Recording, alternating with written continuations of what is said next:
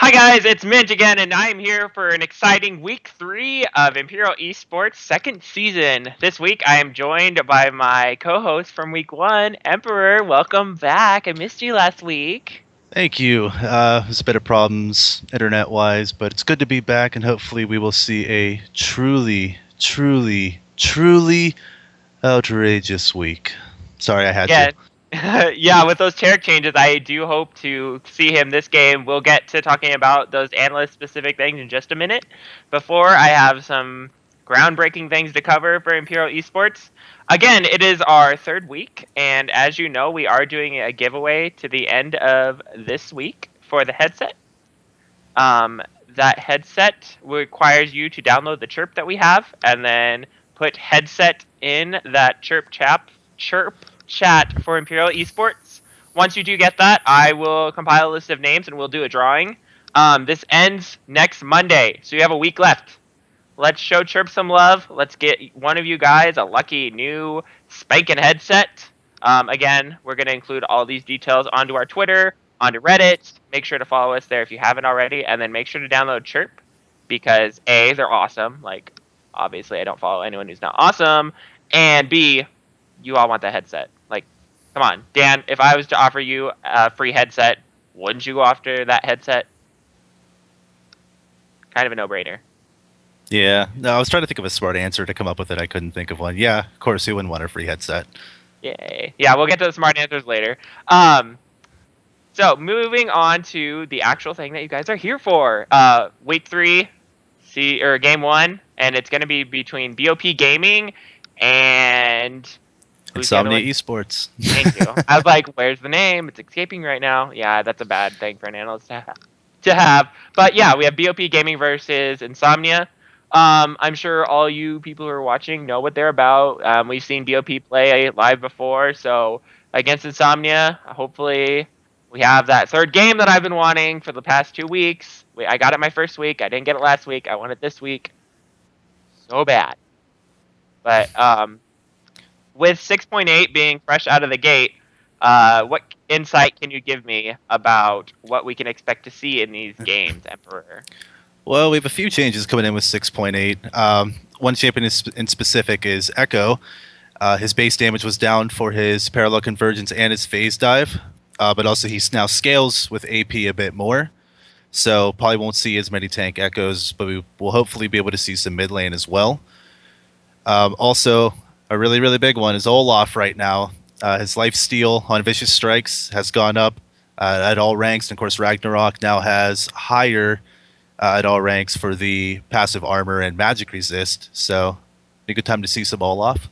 I'm down. Olaf and Echo? Yeah, I want to see both of them. Again, to that mid lane Echo ideas, AP Echo is just stronger because of the changes, but Tank Echo is still not out of the meta. Riot just says that they want to keep it as a niche pick and still fully functional rather than having something that is predominantly the only way to build Echo and the only viable way to play him. So now Echo maybe can do both. As for Olaf, I'm thinking that those changes will bring out more divey Olaf. Gonna have to change those supports up that we see to maybe peel for the carries instead of, those damaging supports that we like to see, like Thyra. Vel'Koz is another one that I've seen. Brand used to dominate the start of Season 5. So what insight do you have for those supports that can now peel for the carries? I think it's all about the one. It's all about the Shield of Valerian. Let's see some Yeah. Taric. The Taric Yes. rework. It feels so good. I've played him for the past couple days, and not to say that I might have secret synergy with Tarek because of some other really obvious reasons, but I mean, he's insanely strong right now. 2.5 seconds to give 2 people in an AoE, 2.5 seconds of invulnerability. It's just an extremely strong Kale ult. If you don't bring heavy bursters and they pick a Tarek, you're going to run into a lot of problems. Again, that still goes through CC. I mean, you can be invincible and be CC'd all you want, but no TC, no time, hurry, or nothing lasts forever. That was the end of There my you go. point. There you Yeah. go. So we're Short gonna and get sweet. to this. Yeah, we're gonna get to this game, guys. Dan and I will be joining you for the end of the first game, and hopefully we'll give you some good analyst reports. Bye for now.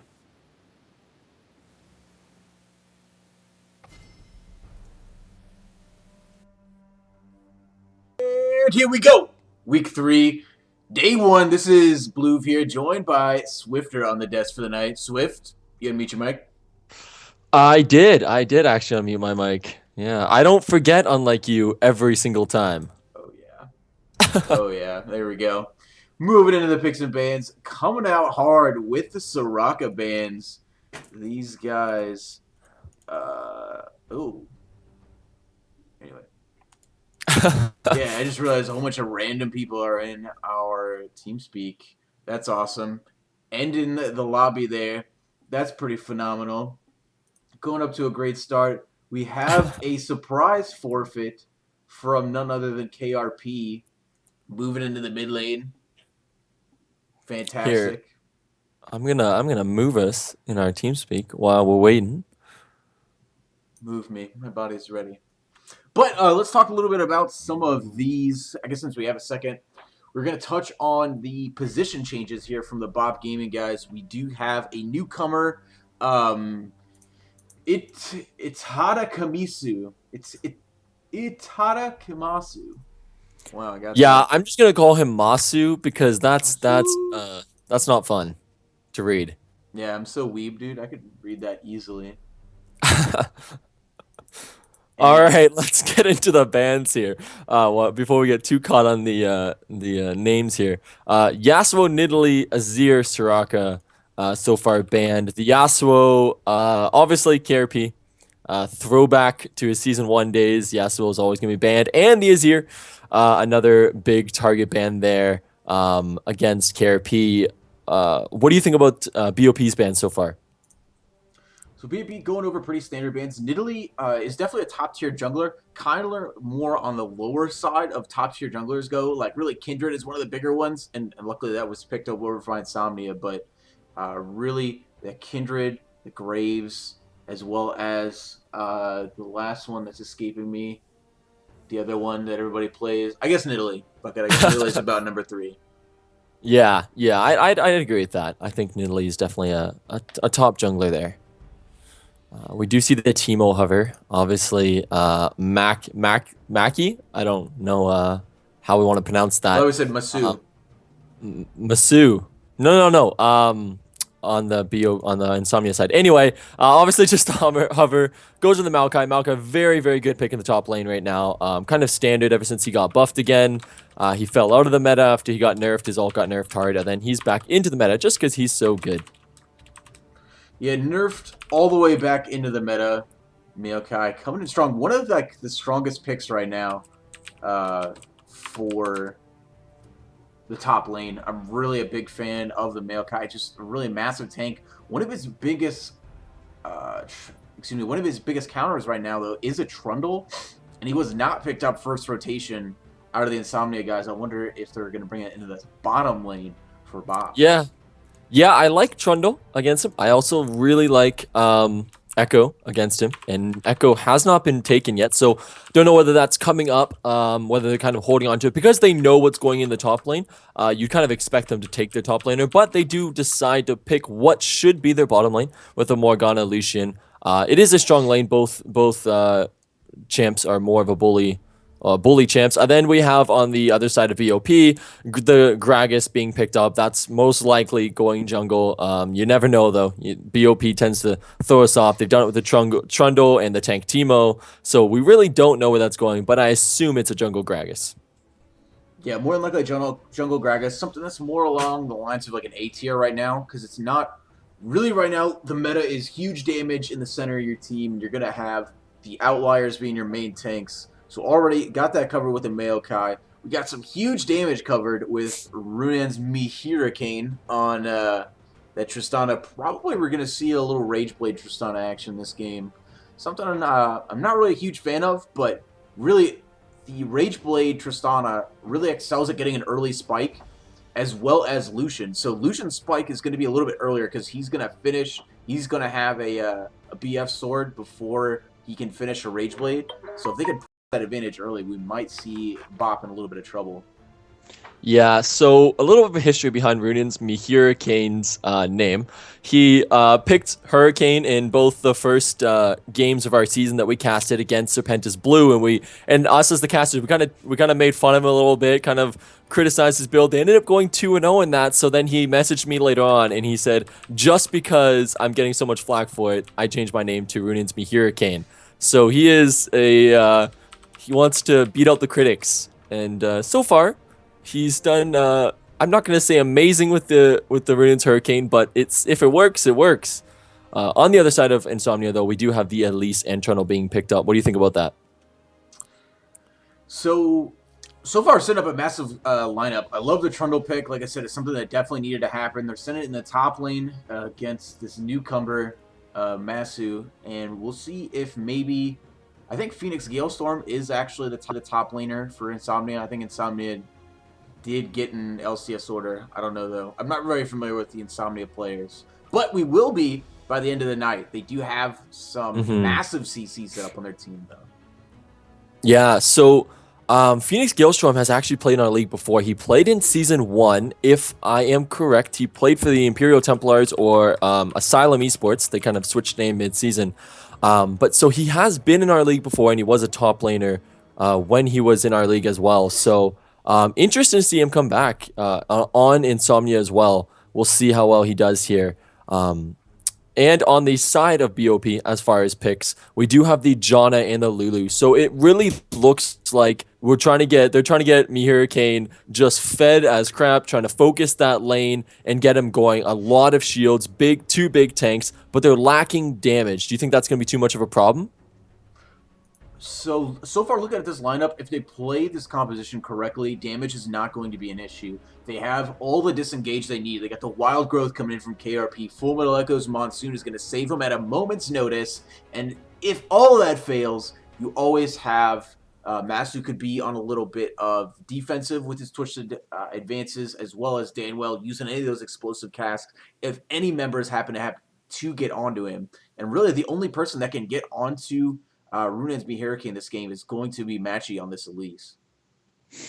Yeah, so it looks like we've got two different styles of team comps. We've got a team fight, protect the Tristana comp on the side of BOP Esports. And then on the side of Insomnia Esports, we have more of a pick comp with that Morgana, with the even the Corki package, the Elise. They're all meant and oriented around that pick. So it's going to be who uses their team comp to the best ability. So I'm excited to see who comes out on top in this game. And to find out who comes on top, stick around with us. We'll be back in just a few short minutes.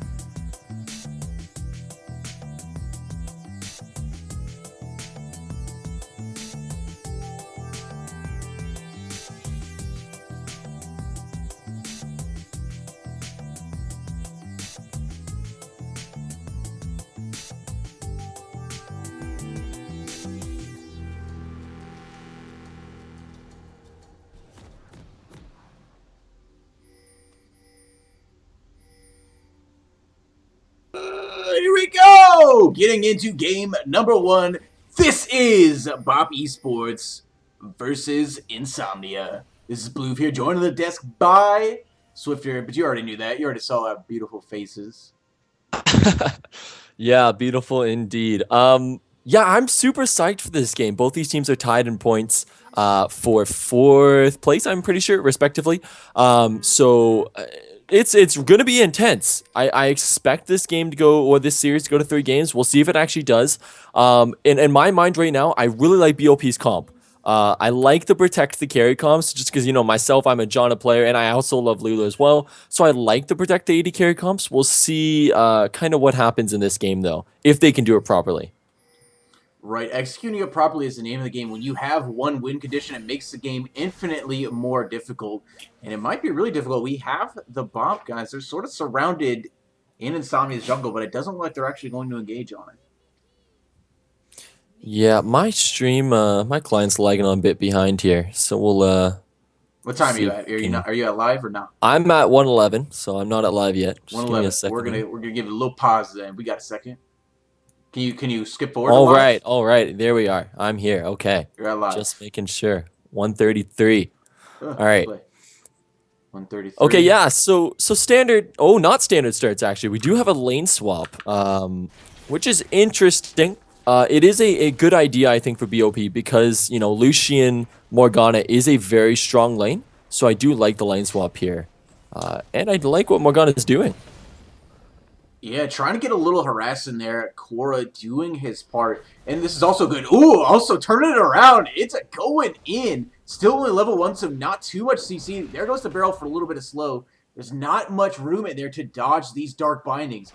This could cause a flash, but Desire J, he is going to move in time, and nothing's really going to come of it. Just some wasted time from BOP.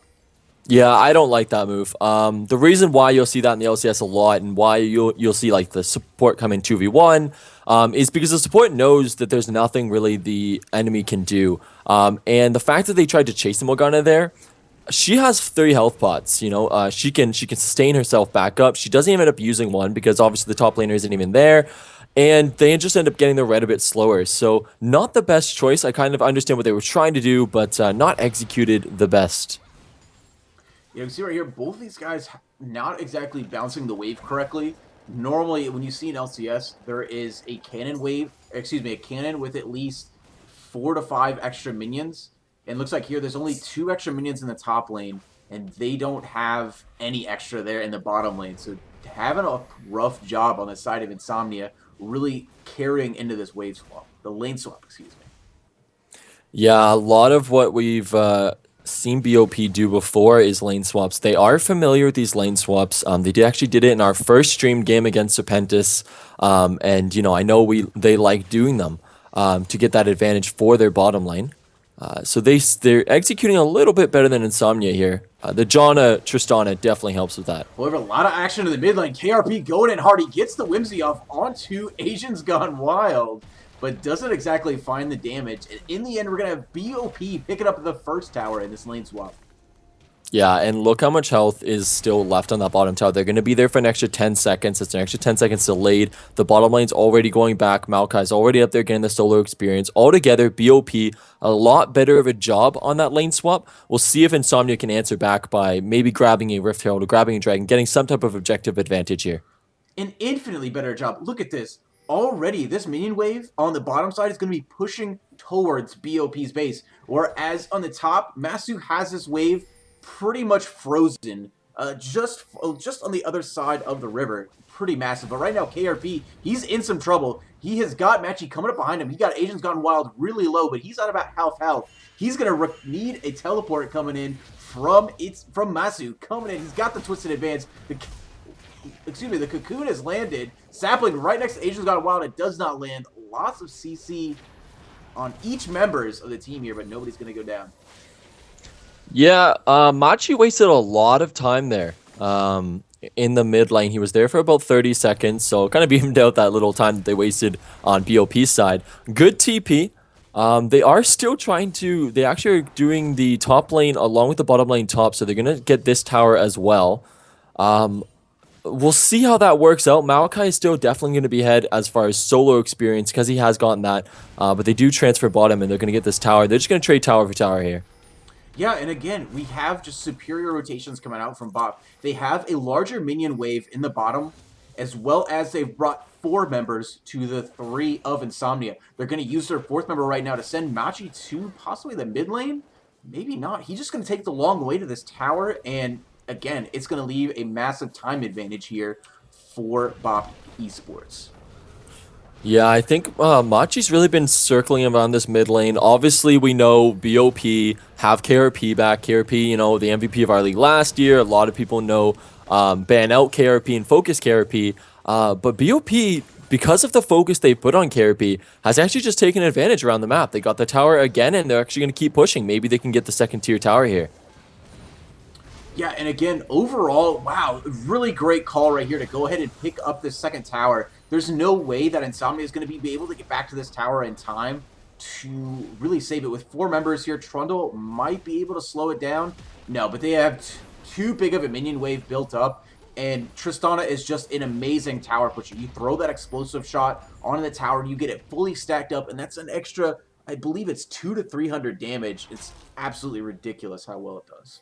Yeah, then on top of that, you get the extra speed from the rapid fire, then you get the Janna shield, so you're throwing in 400 or 500 extra damage there. It's just, you don't want to do these races against a Tristana Janna, and Insomnia tried. They did get the Rift Herald, but they did lose the tower, so they are down by just 600 gold, not too much, but... Oh, we might have a fight here, though. Is we do have... Excuse me, a flash burn there by Masu. Runansby Hurricane caught completely off guard. Tons of CC going down, but he's going to get the Wild Growth. Protected Tristana coming in, but they did not protect Dan well. He's the first to fall off BOP. Masu the one next. Both tanks are down for BOP, and we have Insomnia is quick on the chase. Everybody's going to be chased out of their own jungle. Now this jungle does belong to Insomnia Esports. 2 kills in that trade, but Dragon does go over to BOP. Yeah, BOP a little bit greedy there. If I'm BOP, you just got the extra tower. Don't go to Dragon. You know, they just took Rift Herald. They're probably going to be back. Just take the tower and then go. They kind of sacrificed a lot of their gold lead, and now it's swung 1k in the side of Insomnia Esports, and now they're going to get that tower in the mid lane, even it out even more. So risky choice there by BOP, and it did end up backfiring in their face.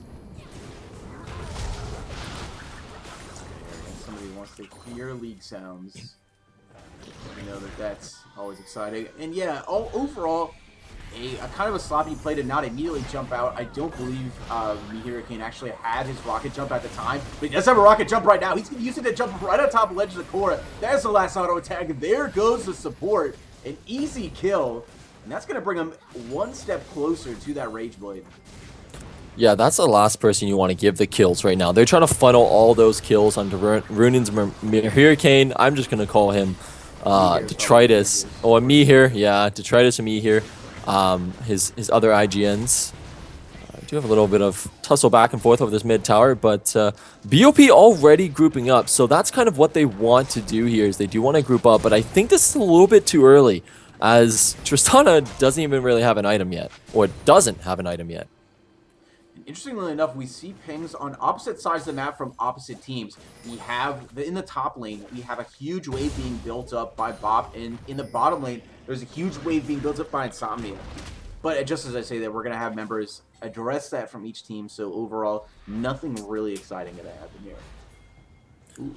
Yeah, both... Oh, go ahead. So I was going to say, except for the fact, when you look at the members of each team that are taking this farm, we have... Masu over from BOP is taking it, where Desire J is taking the farm for Insomnia. Overall, it's going to be a really big deal because Masu, he needs items as a Maokai, but I mean, does he really need it as bad as one of the carries do? Yeah, no, I definitely don't think so.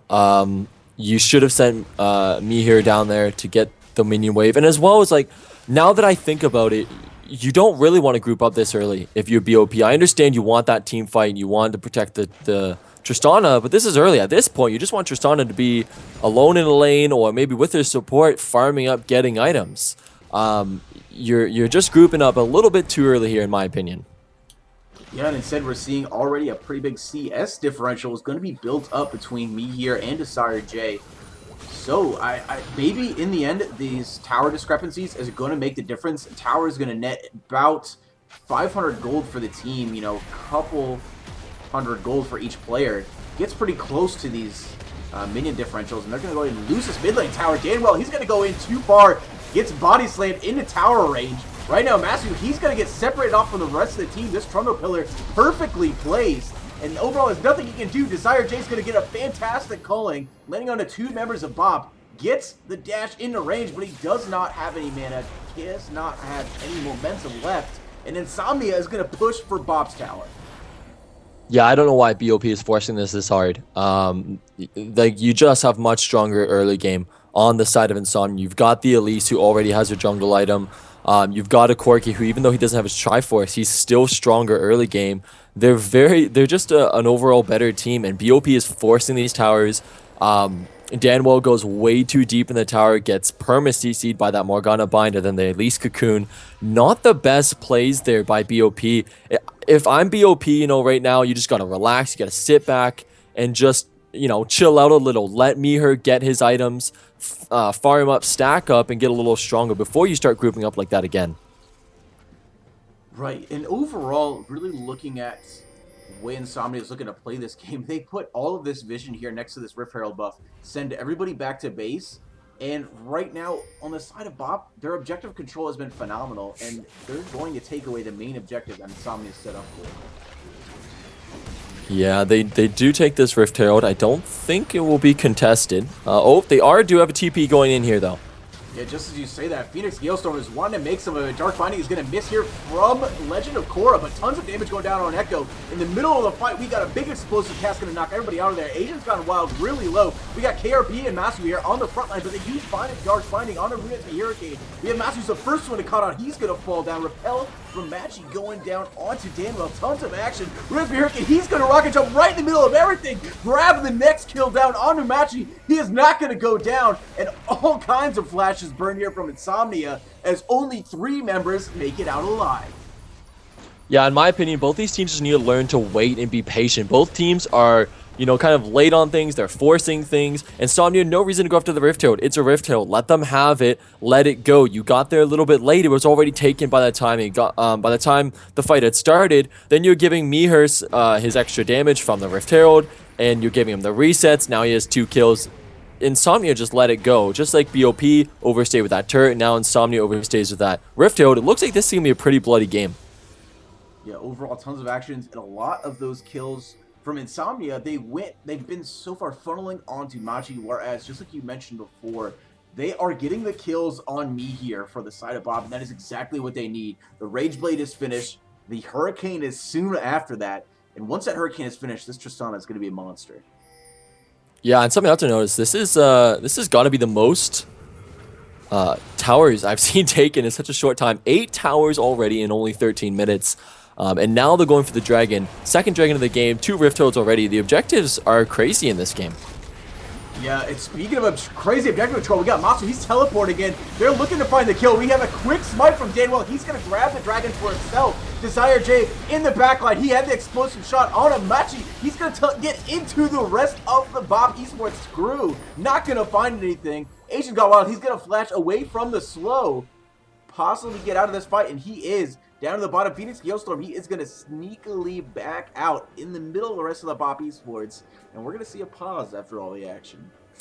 I'm actually really excited there's a pause because I want to talk about a couple of things. So, first thing I want to talk about is look at the farm totals on both sides of the team. On the highest on BOP you have is 68 farm in 14 minutes as the Lulu, which has a ton of wave clear. Then on the side of, Insomnia, you have a little bit more with the Corki and the Lucian getting the 87-82 farm. But this game has just been all about objectives. The main goal lead is from objectives. I don't really necessarily agree with that. I want to see, especially on BOP side, I want to see them get a little bit more farm, but it does seem to be working as they do jump out to a 2k gold lead. Yeah, and real fast forward, beat a dead horse here.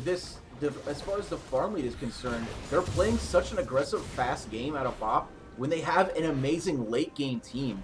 This is not exactly something you would expect from a team that can really just pump the brakes and really dominate the late game, they're just not allowing the early game. They're bringing their late game early and really putting it to Insomnia Esports as they push through these lanes.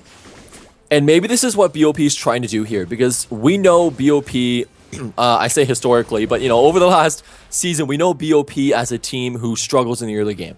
They tend to be better when they group up. So I think what BOP has done is said, well, why don't we just group up in the early game, then we won't be bad in the early game. And we're seeing that right now. They group up from mid at 8, they've grouped up. And you already see them jump up to 2K Gold League because of it. So maybe that's kind of their new strategy, is just group up early so that they don't have that bad early game anymore. Right, but overall, 2K Gold League is really nothing to write home about. And we're looking to see where our next rotations are going to start happening. Our vision coverage is starting to be cleared out across the map. And we don't see a very, what's the word I'm looking for, a very clear-cut sign of where each team is going to be going. We're looking like there's just going to be skirmishes across the map, and the next one might be in top lane.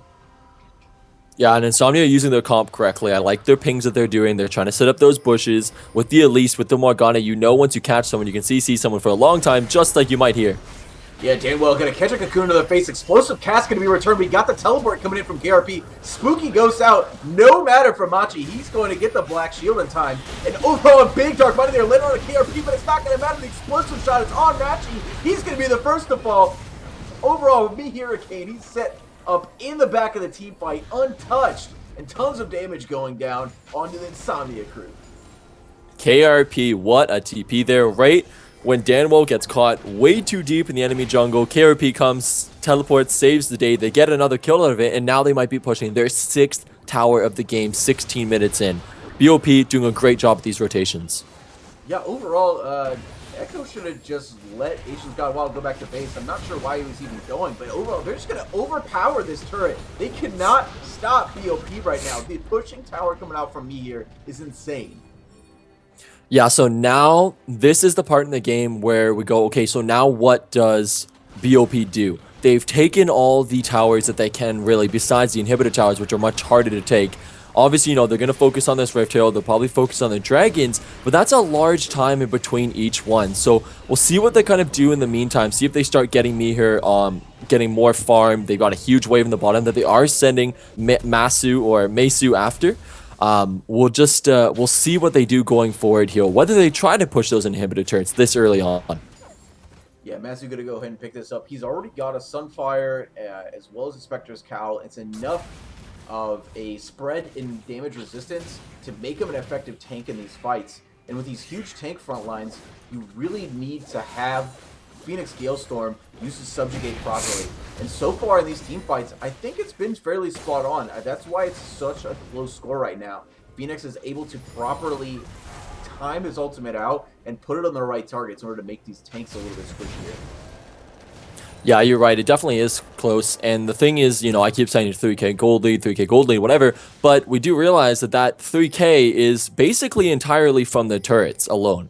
Obviously, just 6 to 5 in kills, so it's clearly not from the kills. Obviously, they also have gotten 2 Rift Herald. That gives you a little bit of gold here and there. But really, it's just been objectives. That's what BOP has dominated at. So all it's going to take is for Insomnia to get that pick that they want to look for with the Elise and with the Morgana. And then we'll see if they can, grab a tower to even up that gold lead and see what they can do from there. Exactly. And looking at this so far, we don't see very much damage stats coming out. Like, we're still waiting for these bigger power spikes to come out on the side of Insomnia. They do have a Triforce finish. They got a Titanic Hydra. To be fair, they have a mini spike right now. This Essence Reaver finish, this Triforce finish is a lot of damage. Right now, we have KRP is sitting on next to nothing. Danwell not putting out all that much. And even me here, he doesn't have a Ruin's Hurricane finish. But Legend of Korra gonna get caught up by Explosive Cast. Lots of damage going down to Culling. And Cocoon caught on that Full Metal Echo. Then the ultimate coming out from Korra. Danwell is going to be the one to fall. A little over-aggression here coming out from BOP. Yeah, BOP can't take skirmishes. That is the one thing you want to stay away from. If you're BOP right now, you want to keep doing what you've been doing, and that's grouping up, having me here just get his damage done in the team fights, getting the resets. You try to skirmish these guys and you're going to lose. Corki can out-skirmish you. Morgana, even as a support, can pick you off. Elise can out-skirmish you. Trundle can out-skirmish you. You don't want to do these 2v2s, these 3v3s. You want to group up as 5, and you want to continue to do what you've been doing all game. And with the Dragon up, I expect to see possibly another 5v5 fight, if they can make it in time. Possibly, but it looks like right now they're keeping the push going on, and I like that Master is keeping this top lane push whenever he has teleport up. He knows that at any moment, if the team were to decide to engage on there, he has to teleport up if he wants to do that. Whereas on the side of Insomnia, they have a double teleport composition. Agents Gone Wild and Phoenix Galestorm both have this teleport, yet we've yet to see either of them effectively use this summoner spell.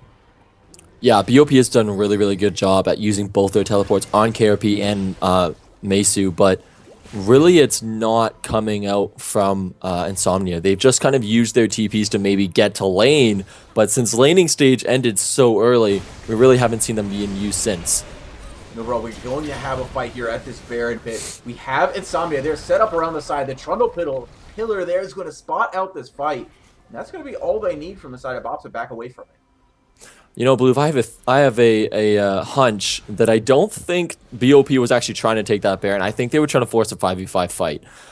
It's 20 minutes. I don't think if you can sneak one, you can sneak one, but I'm pretty sure they knew it was going to get spotted out. They want to try to force a 5v5 fight. They want to get the Trundle, the Morgana, the Lucian, whatever it is, to walk into them so that they can get those 5v5 fights. Because they lost their chance at Dragon, forcing the Baron is kind of the best thing they think they can do at this point. Yeah, exactly. However, in these fights, really it's going to be tough for BOP right now. Like, I've been talking about these power spikes right now, and I feel that even though Corki is really considered that the power spike is once he gets his Triforce, but the Triforce plus a BF sword is an absolutely insane amount of damage, as well as having Desire J get that Essence Reaver and the Zeal. Having a little extra attack speed is going to make it even more potent if they can hit these combos, but it's not going to matter. Agents Gone Wild, you can send a huge special delivery, and overall, a teleport wasted from Insomnia. Yeah, and not actually one teleport wasted, 2 TPs wasted. Phoenix Galestorm also TP'd. He TP'd really late. I don't know if maybe he thought BOP was going to collapse, but BOP said, fine, you want to TP, you want to try getting a Lulu, we're just going to rush you down mid lane, try to take this tower, and see what we can do. Yeah, and Insomnia is not going to be able to get there in time. Desire J, luckily, he is going to throw that culling. There's no move on BOP to block the culling out. Danwell, I feel like he could have done that fairly easily. But instead, they already have this wave pushing up in the top lane, so they're going to join Masu up here for that. Yeah, this is the part, as I mentioned earlier, this is the part of the game where it gets a little bit hard. Oh, but we do have a catch out here. Yeah, almost a catch, but Danwell is the one that gets caught up instead. Cocoon and Dark Binding is just such a huge amount of CC, and that is going to force the wild growth from KRP, making these team fights extra scary. Yeah, Morgana is so hard to catch out. You saw that Black Shield. She did get caught out, but the Black Shield blocked so much of the CC. Then she got the flash out. However, no Black Shield there. Doesn't matter. Korra going down. Lots of lockdown for Danwell, but he is not going to fall. Getting ready to get back into this fight. So much focus there on Masu. Desire J, he's taking the damage from me here in the back line. And every member of Insomnia around with blinking health bars. But we have all of our damage dealers from BOP with full HP. They're going to be sent back to base, surely to back right now, whereas we have a full minion wave coming in from BOP. However, they're just going to take this time. Looks like they move towards this Baron. Yeah, I love what the BOP's tanks are doing. They're taking the max amount of damage possible that they can. You saw that with the Gragas and with the Maokai. Then they backed off. KRP's at full health. Mihir's at full health. Just doing as much damage. Now they're going to rotate to the Baron, see if they can get the Baron. As Insomnia had to retreat back, they have a very high chance they're going to get it in time. Overall, we don't have a smite coming out yet from the side of Insomnia, and that's going to be very easily taken up. Good smite secure from Danwell. Yeah, Legend of Korra got picked off in the mid lane there, and that's kind of what started it all off there. She wasn't even there, or he wasn't even there at the beginning of the fight, so made it a 4v5. Insomnia obviously lost that one, had to back off. We do have a pause here. I think Insomnia is trying to regroup after that one, and see if they can figure out what went wrong there in the Baron call. wonder if we can jump back to... Yeah, we can go back to replay. So let's take a look back at let's go to that last fight where we saw... so you can join me. Let's go to... a little before this. Looks like let's go to 2250. Right. Yep, 2250. Let me get to your time. 2250. All right, I'm there at. Oh shit, that's 2350. 2250. Boom. All right, I'm at 2250. You there? Yep. All right, go ahead and break this down for us, Swift. I'm gonna hit play. 1, 2, 3, play. Yeah, so Core obviously missteps this, get blasted back by the Gragasola. Then you see the tanks here take as much damage as you can. You see Meisu go down to like around 100 HP. You see Damwell taking as much damage. He actually has to flash out, while KRP this whole entire time is doing as much damage as he can. He gets the E off onto the Lucian, gets the Q off as well, is able to zone off. Then they obviously have to go back. Their damage dealers are gone. Core is gone. It's a 5v4, and Meisu also still has his TP during the whole entire time. So even though they might be able to get there in time to try to stop to get the 4v4, Meisu does TP, uses TP properly, which is something in BOP has been doing all game, gets the Baron in time.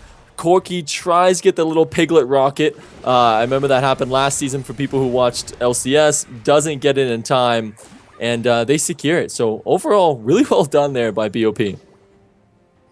Yeah, getting back to live here, we do have Baron buff sitting on every member of BOP, and we have a Desire J sitting out way too far on Insomnia. We're going to have the teleport, or excuse me, the flash burn by Desire J, and also by Masu, who was there trying to flash and get a pick in. Yeah, the heal also burned there by Desire J. Not the best as a Lucian. You know, you don't want to burn both your summoners. You still do have the mobility, so you should be fine. But yeah, I'm really excited at the end of the game. I want to see the damage graphs. I want to see how much Corki damage, or how much damage Corki's doing, because I just don't think he's doing enough right now. And you can see that as, you know, they're losing fights when they really shouldn't be losing these fights. Yeah, really what it is we have Asian's Gone Wild. He's sitting more in the back line. He's getting the damage down on these tanks, which is getting them low, but BOP is rotating well enough to really make these teamfights go in their favor. And we see that now, and they easily take this tower. Yeah, and they're just rotating around the horn, trying to get as many towers as they can. They're going to get both inhibitors. They won't be able to get a third, obviously, because that wave is way too low. Insomnia, Phoenix Killstorm has to pop the ult as he does get chunked down a little bit too low. But yeah, overall, now they're going to go to the Dragon. Just another objective for BOP. They're playing extremely well this game. Yeah, that absolutely crazy. The time. I mean, I almost wonder if that was just luck that minion wave was already sitting there in the minion wave. Even so, still though, like absolutely insane to time out these rotations like they're doing and having it work out perfectly in their favor. Blue, oh, this is all planned. Come on, we all know BOP masterminded this whole thing. And set up that wave perfectly. Talking about setting up waves perfectly, however, I do like the Banner command on the Janna. It works so well with their comp because they can 5v5 in one lane and they don't even really need a split pusher because they can just put a banner in the other lane and that's automatically going to push it. So really, I like it. I like what BOP is doing this entire game long.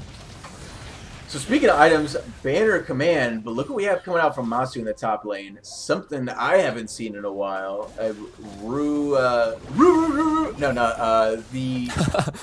The Righteous Glory. Righteous, there we go. There you go. That's the room I'm looking for. Righteous Glory, which is going to be huge. Looking at the members of Insomnia, it's so much bigger because there is no Quicksilver Sash on Desire J or Asians Gone Wild. Yeah, I really do like the Righteous Glory. It's to get those picks even more, or to get those engages, those faster engages, I should say. And now they're just rotating around the horn, going to try to get this top tower, and with a Janna Lulu, you're just going to be able to get it so quick. Yeah, right now we have Asian Gone Wild sitting on the backside. He's got that special delivery waiting to separate out this team fight.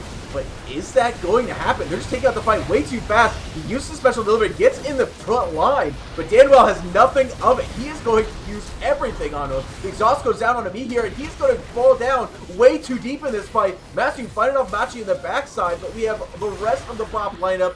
They find Legend of Korra. He's going to fall. Danwell... He is actually, I believe Masu is the one down there fighting Machi in the Battle of the Maz. Gonna go in the BOP's favor. Yeah, you know what? They've just dominated this game from, sorry, not even dominated. Sorry, they've just had the command of this game, I should say. This game really hasn't been a domination as they do take out the Lucian in the last second there. It's just been an outplay. BOP has mechanically, has macro played the Insomnia team so much better, rotating around the horn, getting as many objectives as they could. As I said, it was 5 towers to 3 within the first 13 minutes. That's the most towers I've ever seen taken in that short of time. BOP, you know, we were waiting for the BOP former Titans to kind of have their outburst that they did last season. You know, they were 24-1 last season. They struggled a little bit early. Is this the BOP from last season? It's certainly looking like it, although unfortunate.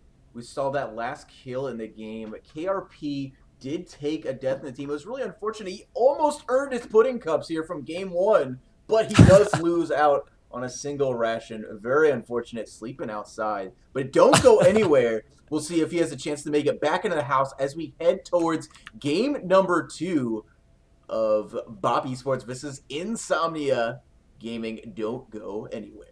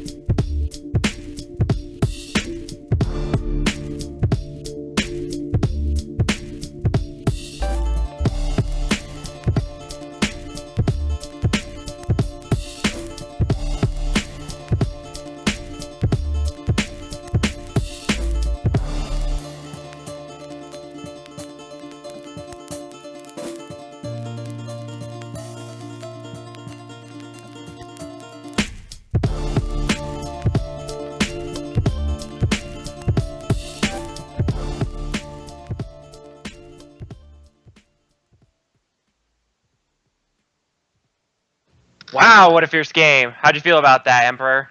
It was very good. It was definitely something I wasn't expecting, as they touched on it, the BOP early game, but it was a very bloodthirsty game there for a little bit. But actually, overall, what, 19 total kills? Yeah, something. I mean, I got my fair share of blood. I mean, those towers dying early definitely set the pace for the game. Coming from an analyst perspective, what would you point out as something wrong with Insomnia's play that game? What would be one thing that you would want to see fixed? Oh boy, let me try to think here. Oh boy, just one? Yeah, well, anything, any easy thing that you think they could fix. For me, I think it was definitely the Elise pick. What Elise does really well is she gets those ganks off early. She does tower dives really well, and she just gets lane snowballed way far ahead. In this game, what BOP did was they did that lane swap into an additional lane swap and got both outer turrets on top and bot, and even an inner turret in bot lane, which caused Elise to not be able to tower dive at all. What also was the problem with their jungler is she did not want to react and help get turrets, much like the Gragas did. I guess what she could have done was camp that Lulu, but Lulu just is a safe mid laner. There's not a lot you can do. It's like trying to gank a LeBlanc. It's almost impossible. I guess one thing that I think like you have a lot of specifics in is like the Triss build. Hurricane into Ginsu's into Hurricane. What is the weak point of that build? I think the weak point for the Ginsus, whatever they want to call it. Personally, I don't really think anything's wrong with it, but of course, you know, with the movement speed that Tristana does not really need. Although it was very effective, as they showed as far as objectives go. BOP was just able to go over the map, just literally take whatever they wanted to, and Insomnia really didn't react as well as I think they could have, and as well as they should have. I think for this next game, Insomnia really just needs to kind of limit the objectives from BOP, because BOP, like I said, just literally went everywhere. And whenever they wanted to, and they just completely stomped the map, they took it from the first step, and they never looked back. Again, be proactive rather than reactive. Exactly. Yep, we're going to move right into game 2, you guys. Stay tuned, and we'll get that right on your screens.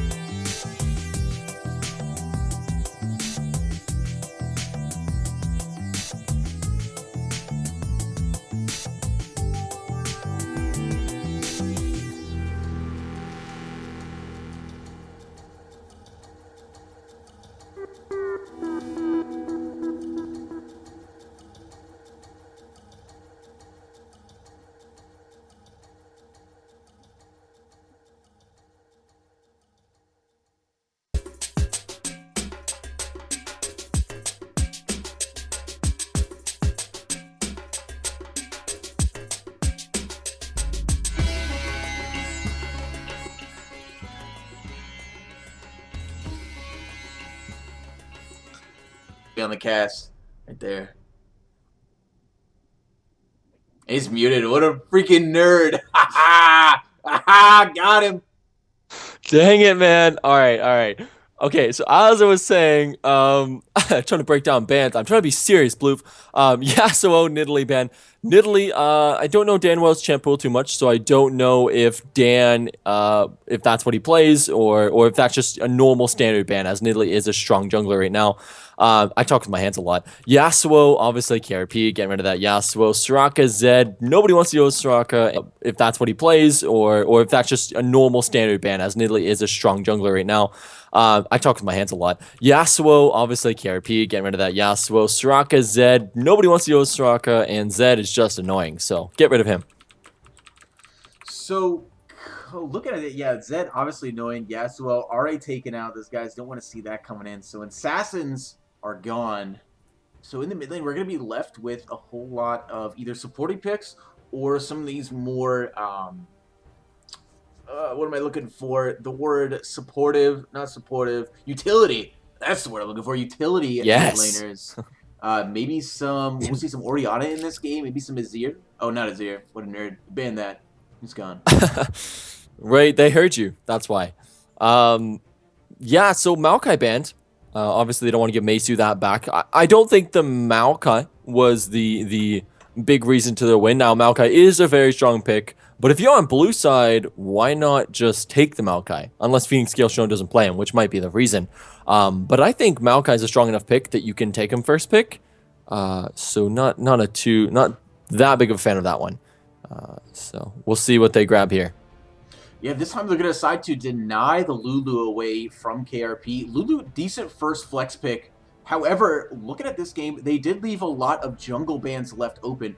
They didn't take out the Graves or the Kindred. That's left open. Dan Wells going to pick it up right off the bat for himself. Kindred, so dominant. Me here, so dominant here on this Lucian. He's the only guy who's going to build a Rune's Hurricane on this guy. Hence his name, but... overall, I would love... Sorry, go ahead. Nah, that's it. Go. I would love to see the Hurricane on the Lucian. He is just famous for that Hurricane. He loves the Hurricane on every single champion, so we'll see if he actually does use the Hurricane on the Lucian here. But also Kindred. I love Kindred. Kindred is kind of one of my favorite junglers. I think Kindred, and I've said it before in previous casts, I think Kindred is one of the most complex junglers just because of how you can use her ult. And, you know, obviously her mobility and everything she can build on her. She has so many different item paths. So I like to see how Danwell does on him. See if we get a successful Kindred on the side of BOP. And for people who are asking in the chat, this score is 1-0 BOP. Oh, just kidding. Blue just typed that. He beat me. Duh.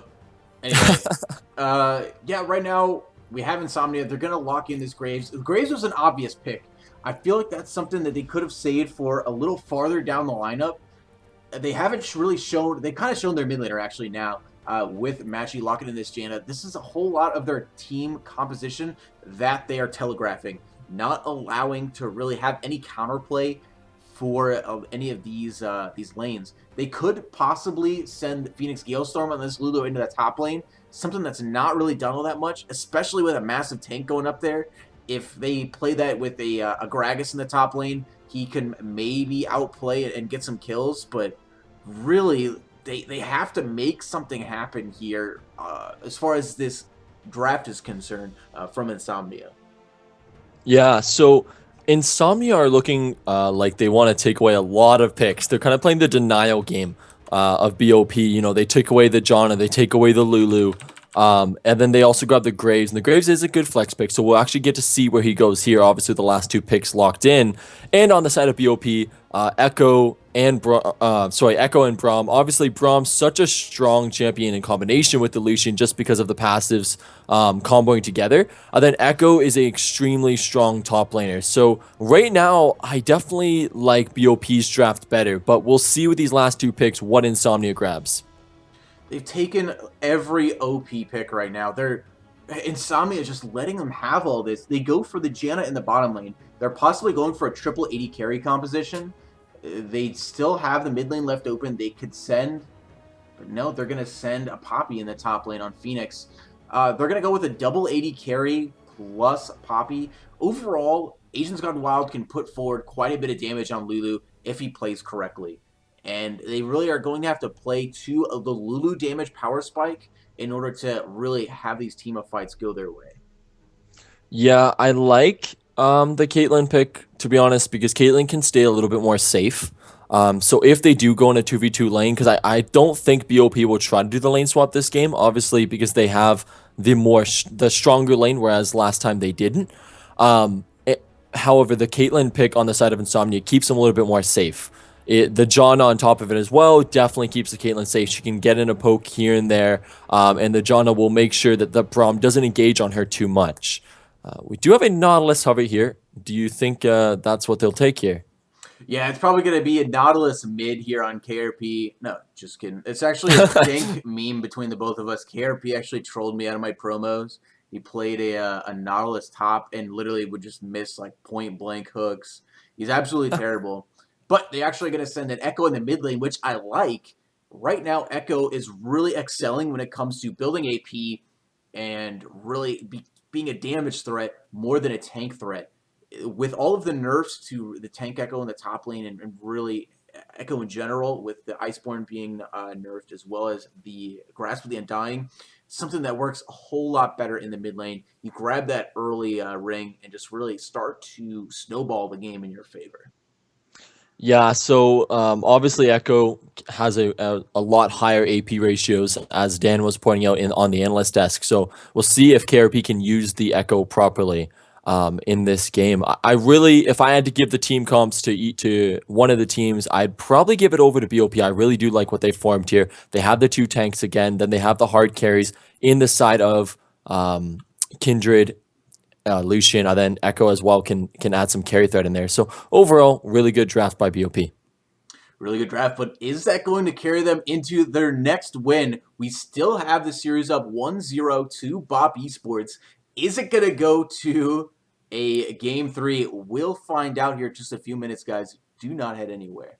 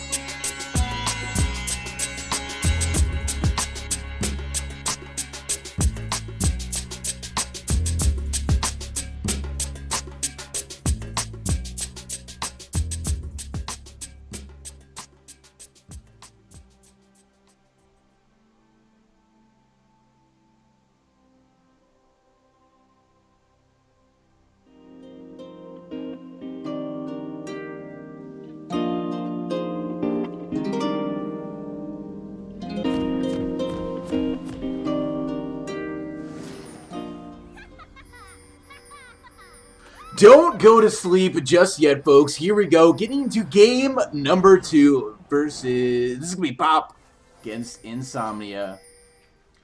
Lots of action here we saw in the mid lane. Lots of really superior rotations. Man, if you were going to be taking notes on that first game, you definitely have to be looking at the rotations coming out from BOP Esports. Absolutely phenomenal job with their wave management, where to send their jungler. His positioning throughout that early game really was critical in propelling the tower lead forward in their favor.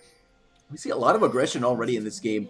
All of the Insomnia guys have moved into BOP's jungle, and in the meantime, BOP did not drop any wards in their own jungle on the way over. So we're going to have deep vision accomplished here from both teams, since they did... Yeah. Oh, there he is. So I'm back. Yeah. Just wanted to make a little noise there. I'm back. Yeah, so talking about what you were talking about, adding on to that point about the rotations, I was talking to me here after game because we have a bet that if they go 4-0, I'll coach them, even though I can't. Spoiler alert. But yeah, so he was talking about it. He's like, I'm actually shot calling now. So the credit does go to him. You know, we did ask the question at the end of last game, is this the Titans from last year? You know, can they finally get into their final form or their former form that they were last season when they won it all? So we'll see if they can do that in this game. Go 2-0, grab that 3 points rather than the 2 going to game 3. Yeah, I don't know. I mean, they're definitely a very similar team. It's not its troll. I'm really I'm bummed about that. I don't know how well Masu and Danwell really can meme their way through ICS. But so far, we haven't seen any crazy jungle picks. This guy's been really standard, grabbing these really high value champions. And right now, they're already starting off to a decent double jungle here, moving into the top lane. It's kind of interesting, though, to double jungle off this early, not into a lane spot. Yeah, I don't really agree with the double jungle as much. Oh, do you have a little bit of a fight going on? Yeah, me here really putting the damage down on a Desire J. Absolutely insane. And KRP doing the same. That passive proc is absolutely huge on the Asians Gone Wild. And he's going to slap him all the way out of lane here. This is definitely going to send him back to base really early on. Yeah, again, for the second time, for the second game, we have a 4 TP game. Both solo laners have taken TP. So it really points to me that they want these rotations. Now, we criticized it last time that Insomnia did not use their TPs properly. Phoenix, Galestrom, and Asians Gone Wild really never used it, unless it was good to get back to lane, and if they did use it, it wasn't used properly. Whereas on the side of BOP, their TPs were used extremely well to bail people out, to make sure people didn't die, to set up kills, to set up objectives. So we'll see what we can get in this game, see if BOP continues with that. Right, but right now it's going to be all about this early game advantage. And right now I really like the way that push happened in the bot lane with me here and Echo. They did a great job shoving it in against the Caitlyn. When normally she's very dominant in these lanes, they knew that Graves started down there in the bot lane because of the time that they took to come to lane without an experience boost. And they just shoved it in to great success right now. And they're really looking to get a early on lead, just like Masu is in the top. Yeah, Nautilus actually went with the Doran's Ring early. That is decently standard. Sometimes they'll go with the Corrupting Potion. But the Doran's Ring does grab a little bit more AP. So I like the buy overall. But yeah, so in the top lane, I'm not too familiar with it. Or Poppy versus Nautilus, which lane usually gets that advantage there? So early on, Nautilus takes the advantage when he has the Corrupting Potion. It's really, it's kind of strange that Masu didn't take it. You can just put out so much damage on Nautilus early. And it's just insane how much poke he has. See Danwell here hovering in the bot lane, but they're pushing in way too hard with me here and Echo to really make anything happen there. Yeah, I don't really... I see what they're trying to do, but I don't think Caitlyn and John are going to step up too far, especially against a Promethean lane. That is a lane that tends to be aggressive as it is.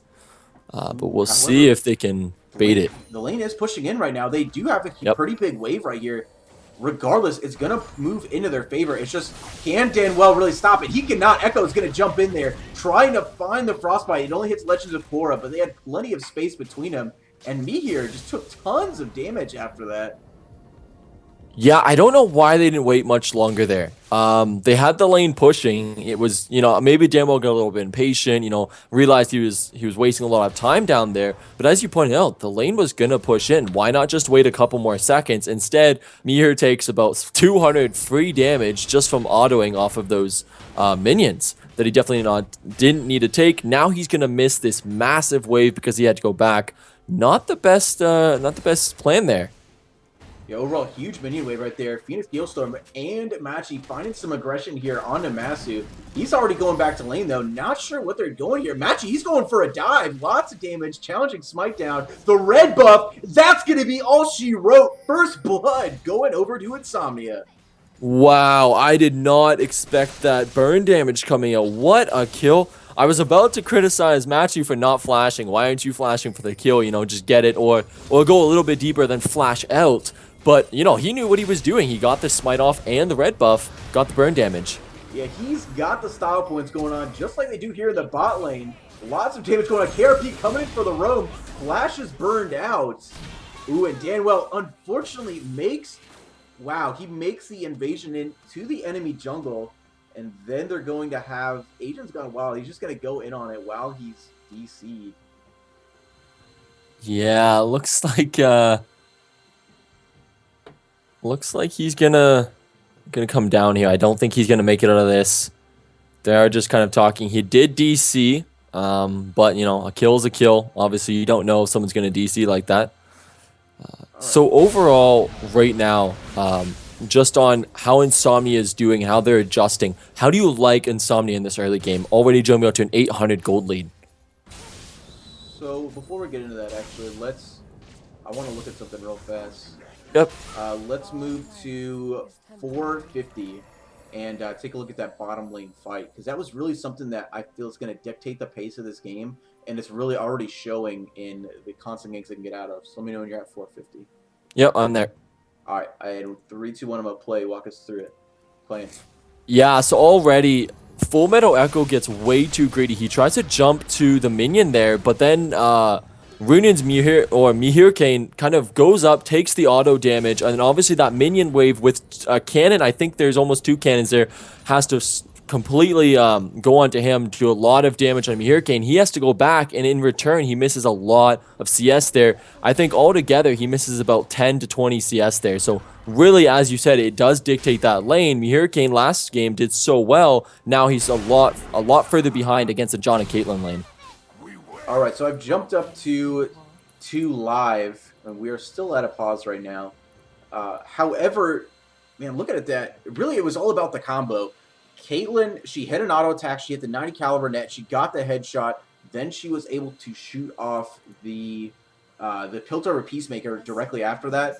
And so much damage. It really, and then not to mention that, like you said, the minions there made it was so huge, and now it's brought her up to a full wave that she's ahead and hasn't been back to base yet. She's going to be able to grab that sword I'm looking for, the BF sword on her next back, and really start to put the pain here onto BOP.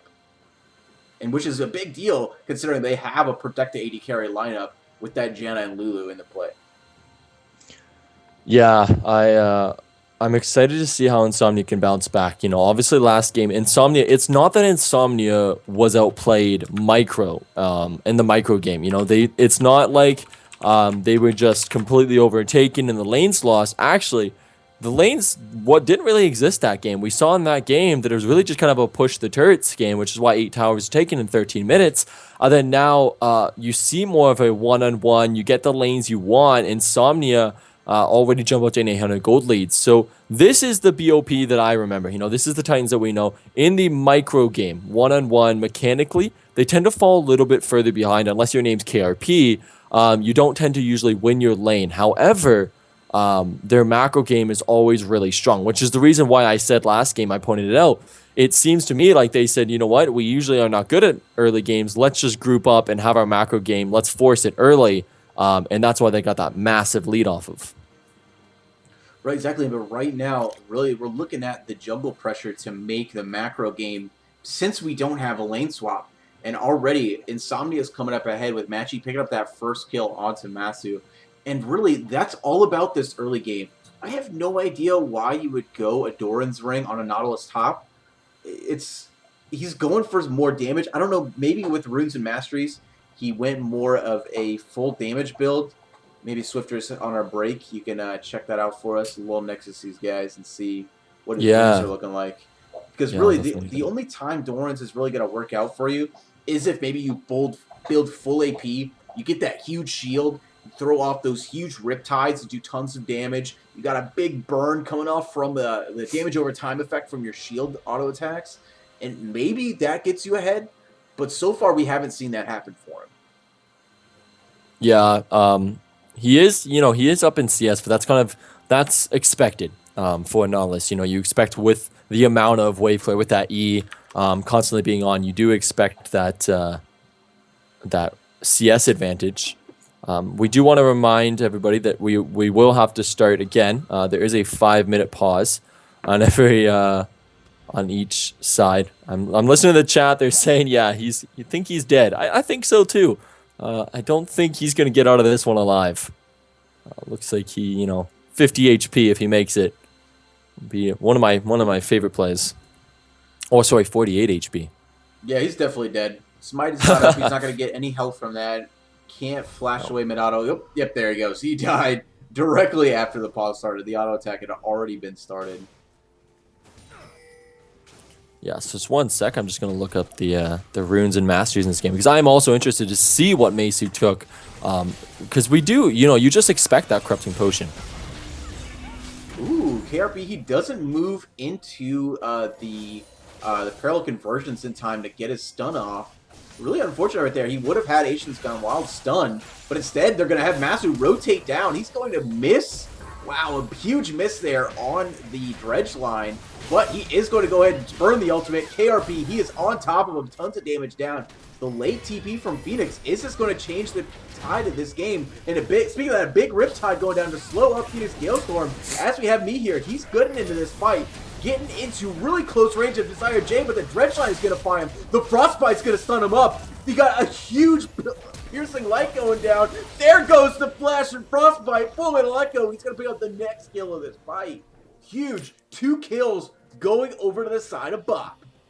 Yeah, and with those 2 kills, they even up the gold. I don't really like Insomnia's idea to TP there. I think it was pretty obvious that, Asian's Gone Wild was dead. Kind of leave him be there. You don't want to fight in a jungle this early against a Nautilus and against a Braum. They're clearly just going to end up winning those fights as they did there. And the Janna got separated from the Caitlyn. And that's kind of the big point in that fight is the Caitlyn was too far away from the Janna, and Janna wasn't able to peel for Caitlyn. Caitlyn did get caught up by the Witch's Bite, just like Braum got caught up by that Lulu E, and down he goes.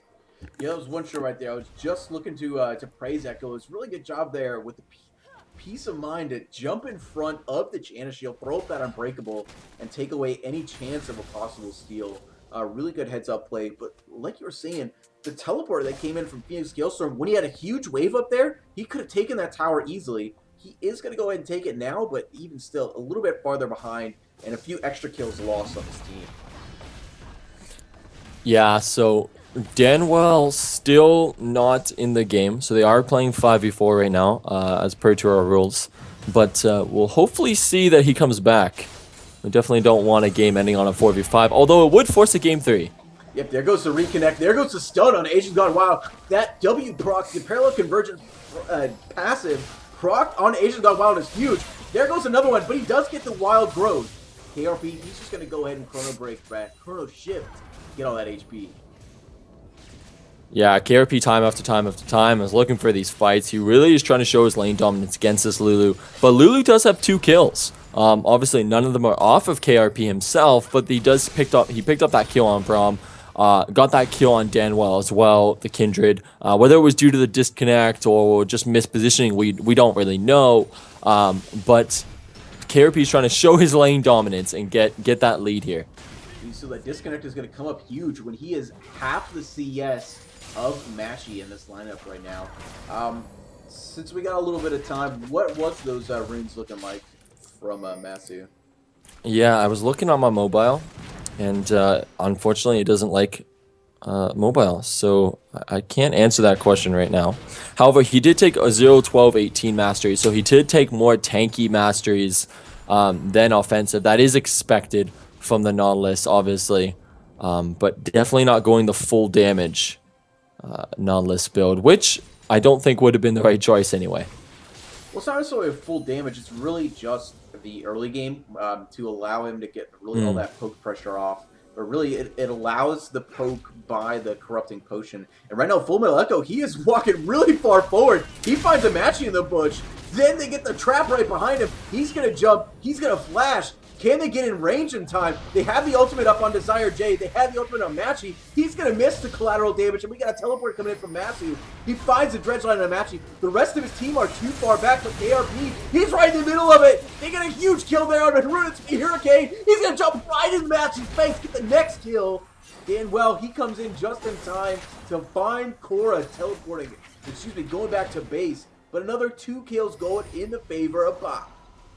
Yeah, I want to point out a couple things right there in that fight that made it so successful on the side of BOP. You saw Full Metal Echo walk in, and you're wondering, why is he face-checking that bush? You see how deep that red ward is on the lower on the lower bush in the lane. He was trying to place that deep ward so they could get a TP in. Well, he did end up getting it down, then Insomnia chases and basically sets up exactly what they wanted, and Full Metal Echo makes those his life. So kind of a win-win. They get the ward down, they get the TPs in, they do have the double TPs, and again, time after time, we see BOP is just using those TPs better. Neither TP comes out from Phoenix Galestorm or Agents Gone Wild to bail the team out. They do get the tower to kind of even up the gold a little bit, but BOP has been on top of their game for TPs this entire series. Yeah, exactly. Our 2 TPers were in the mid lane, trying to take out the tower and kind of even out the tower trade, since they were definitely losing that bottom lane tower. They wanted to at least get something back from it, so can't really fault them for that play. But overall, this whole series, Insomnia has had a difficult time really timing out these teleports. Yeah, I remember when talking to the coach and some of their players, they said, we've got such a strong roster, but we do have a little bit of fight here. Yeah, not going to stop at the action. A big heroic charge back into the wall from Masu. He's going to splash out, dredge line out, and have Danwell come up from behind and maybe get this fight in their favor. Huge E-proc going down on Phoenix Galestorm. He's going to be really low. We had the Lamb's Respite is up on him right now. They could keep this fight going. They decide not to, though, and let members of Insomnia head back to base. Yeah, so as I was saying, Insomnia, they said they had a really good team. It's not over just yet. Massey, he's going to go in there. He's got the challenging smite off down. Onto Massey, the dredge line back in there. Tons of damage going down. The flash in for the damage. The Lamb's Respite a little too early. Matchy's going to flash out of it, but the whole members of BOP were behind. They jump in through tower range, and Meteor is going to pick up the kill on Insomnia's jungler. So much fights. I don't think I'm going to be able to get this point up, but I'm going to try here as they do take a tower in the top lane. They might give me a little bit of time. So, as I said before another fight starts, Insomnia did say that their team is really mechanically skilled, I'm just not going to get this point out, I don't think. Oh, Swifter, shut up. Here we go. A big Glacial Fisher going down on the Legends of Korra. Asian's got Wild to one cut out. Gonna have the Wild Growth on himself. Flashes out of the way of the dredge line just in time. While we have Phoenix Galestorm from the back. The last auto attack from Agents Gone Wild is going to take out, Masu.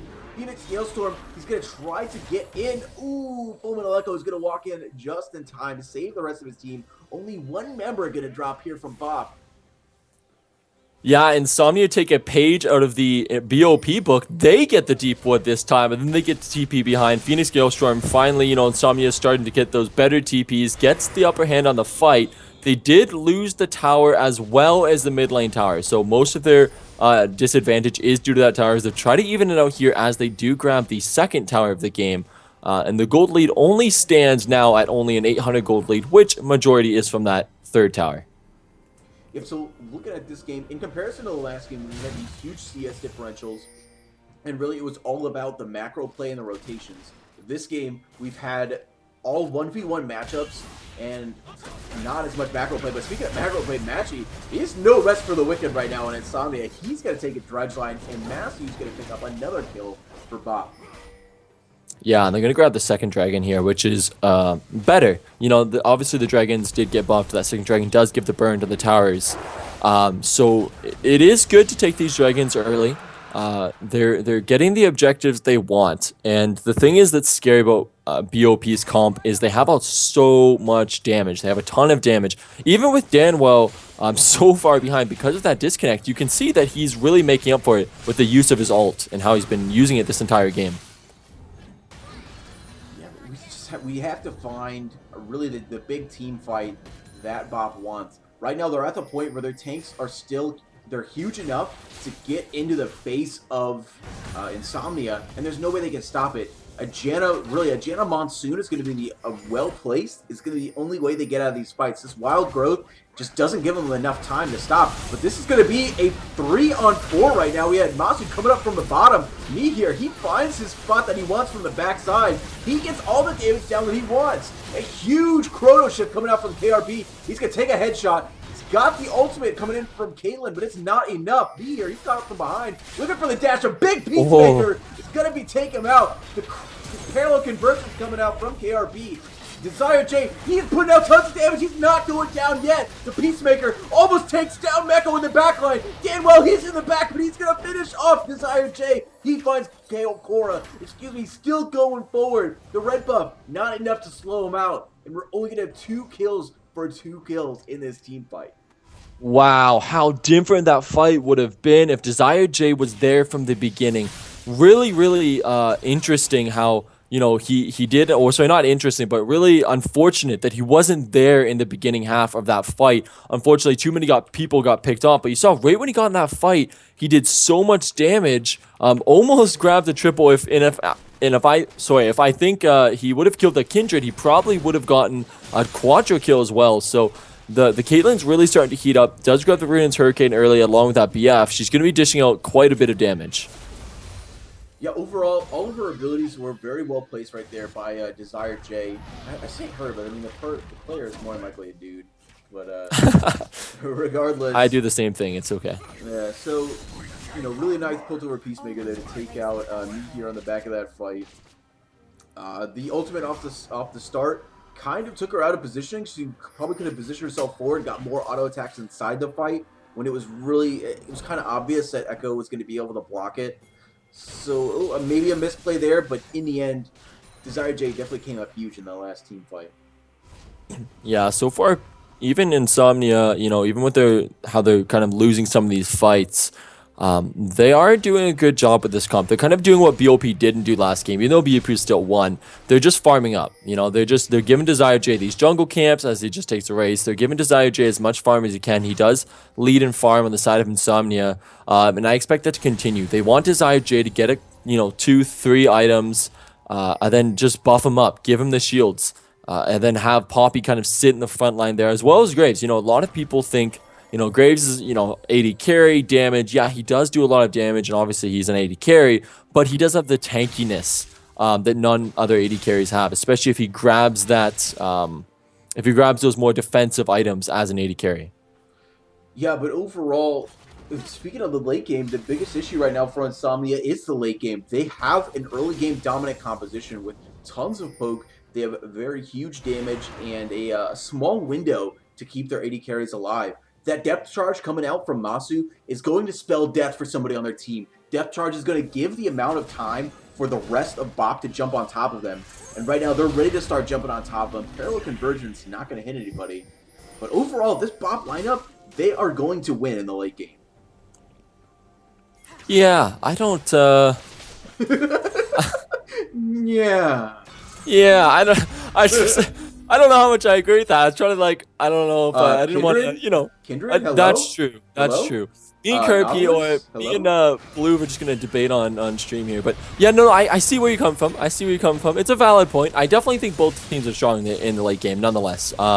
You could give the side to either one. I think, obviously, with the buffing up of the 80 carries, if Desire J gets fed, I think they have the advantage. However, if Desire J isn't getting those items and isn't getting fed, then I agree with you that that BOP definitely does have the better late game comp. Yeah, okay, so Yo-Yo makes a decent point. We did have a Warrior come out. Oh, but it doesn't matter. Big Glacial Fissure coming out. Sorry, Phoenix Hailstorm. He's in the middle of everything. Desire J doing what he needs to do. Putting work down. KRP's going to first of all. Match is going to get stunned up. Doesn't even die, though. He's going to take so much damage. Desire J. Oh, a fail. Flash coming in from Masu. Huge. Another kill coming up for Desire J. Danwell, he finds the jukes. Getting into the back of Insomnia's jungle. He might just die to a tower here. He is going to get executed. Overall, denying the kill. So overall, only 3 kills going over to Insomnia. But this is going to spell another huge objective for their team and a big team fight won. Yeah, I'm pretty sure they can take this Baron. You know, with the shields, they'll probably be able to keep Skillstrom pretty strong. They don't have the Gen ult, but the Holy KRP comes in. Yeah, overall, this is going to be huge. A big chrono break happening, and they just can't match up to these guys. We got 2 kills coming out from KRP, so he does get a little bit done. These minions might just kill him right here, though. We got that. Desire J still gets the kill. Does not get KS by Korra. And he does stop the Baron, but really, at what cost? Good question, Blue. Yeah, at what cost for sure. The Dragon is up. So I think BOP might rotate to that and see what they can do here. But a little bit of an early Baron. I actually didn't even see that KRP was up there. So that's why I thought they could take it. But yeah, KRP holds off the Baron. So I think overall, you know, that's definitely worth it. You take a death or two for stopping the early Baron. You don't want to let another team spiral out of control this early on. And we see that both teams at this point, very even. They kind of want to keep it this way. So, there we go, picked up by them. So speaking of Kindred not being the late game champion, Forehead, really, really what it is she's not really great in the early game. That's what this Warrior is going to be doing for her. He's going to go Warrior into the Rudance, but really, how you can't count out a champion that has an infinitely stacking passive in the Hunter's Marks, and it does percent of health. Like, it's so huge, and as the later the game goes, the more stacks he's going to get, the bigger he's going to be overall throughout the game, and really, there's not much they can do to match up with that. Absolutely, yeah, for sure. Oh, we do have a little bit of a fight here going to the bottom lane. The Howling Gale coming in from Korra, the Teleport coming in, but it is stopped by Phoenix Galestorm. Really great play right there. They got 3 members from Insomnia backing them up. A great Glacial Fissure is going to disengage for their team. However, we have 4 players from Insomnia in the bottom side. They look to take this bottom turret. Yeah, BOP doesn't look as decisive this game. We saw it last game. They were just, you know, rotating all around the map. This game, 5 towers in 22 minutes. Definitely not the same game. Last game, they had 5 towers, you know, in half this time. So we'll see what Insomnia can do and if they can battle them out. If Insomnia, maybe from last game, you know, the best thing with a 3-game series, you kind of get to see what a team does, and then, you know, adjust to it. And it looks like, to me, Insomnia are adjusting very, very well to what BOP is doing. Yeah, right now we're really seeing the fruits of an early game 80 carry centric composition can do. You don't have, I mean, really, there's actually quite a bit of damage coming out from Agents Gone Wild. He's got that Ludens built. He's already moving towards a Lich Bane next, which is going to be huge. And after that, we have, Desire J. He's got that Infinity Edge. He's got a Runans, as well as Matchy coming up huge already, but it really isn't going to matter. Next team fight coming up, we have Desire J. He's sitting in the backside, getting all of his damage down. Masu's the one zone from the line. They don't have a tank on the front line. Ganwell, he is going to get the Lambs Spite off just before the heroic charge. Gets out in time, but a collateral damage is going to end him. Phoenix Galestorm coming in from the back line, a big chrono break, not going to keep him alive. His shadow was still inside the team of Insomnia. KRP is going to fall. 3 members of BOP. That's going to spell a Baron buff for Insomnia. Yeah, really, really good fight there by Insomnia. They funneled so well in that jungle, but they are in risk of taking this giving this away to Titans, or sorry, BOP, as Lucian is still up.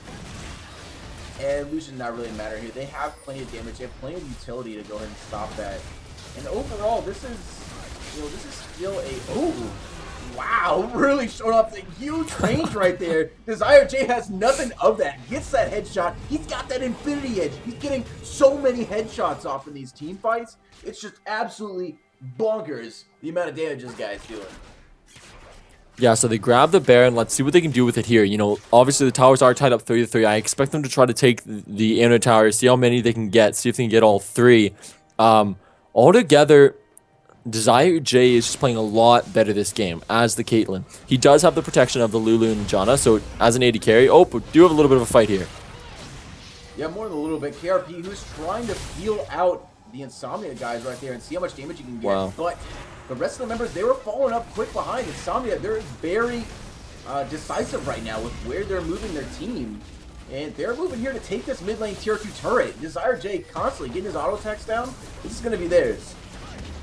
Yeah, I really like that Braum ult. That Braum ult, he got the 2 knockups in the very, very back of the Braum ult. So, well played, absolutely, by BOP. Ooh, and Masu there with a depth charge. Overall wasted. He threw it to Desire J. No, wasn't caught out at all. It was all the way in the back. The collateral, the parallel convergence, not going to hit anybody. But we do have Phoenix Galestorm in the back of the team fight. Going to get Dredgeline back in. Is the tower enough to save him? Yes, it is. But in the back, we still had, whoa, the huge damage. Desire J not touched. Asian's gone wild. He's doing what he needs to do. Overall, real fast. Excuse me, Cora getting in there, trying to get the damage done. Phoenix Galestorm, he's going to get the rogue charge. Gonna send Holy KRP back to Pound Town. I don't know what Pound Town is, but I assume that's the fountain. I think Insomnia can probably end this game, and they might be forcing it into a game 3. Yeah, this is more like going to be a game 3. Quick teleport coming in from Asian Gone Wild. Using the teleports a lot better this game than they were last game. Machi, ooh, walking really far back. Not sure what they're doing, but they have plenty of focus on the Nexus. Desire J did not lose focus. Neither did Insomnia. They're going to pick up game 2. Yeah, wow. Really, really well played by Insomnia. I think Insomnia just adjusted a lot better. Last game, we saw BOP dominate in the macro play, and Insomnia just didn't have an answer. They were more reactionary play, like all over the map, just constantly trying to react to what BOP was doing. However, this game, BOP seemed to be a little bit behind in the objectives they did try to take, you know, when they took that Rift Herald and lost the fight. Then when they took the Baron, when they're hovering around there, then lost that fight. It seems like they were still trying to, you know, get the pace of the game, but they kind of just kept giving it away to Insomnia over and over and over again as they misstepped or misplayed a fight. Insomnia grabs the lead and forces to a game 3. Yep, game 3 is going to come up the deciding factor in this series. Don't go anywhere. Just a few short minutes. We're going to be joined by our analysts to sort of break down game number 2. We will be right back with the action.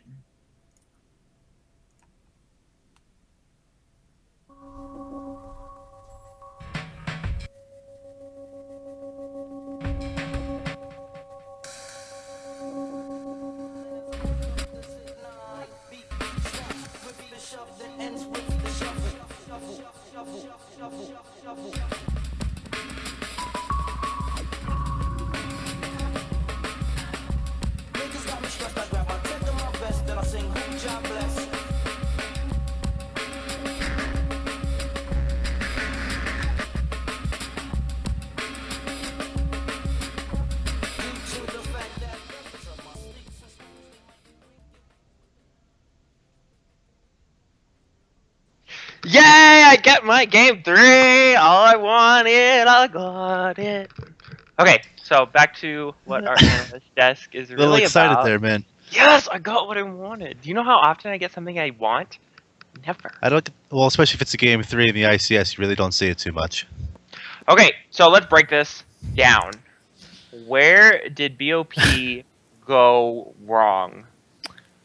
Well, it was that fight right before the Baron play.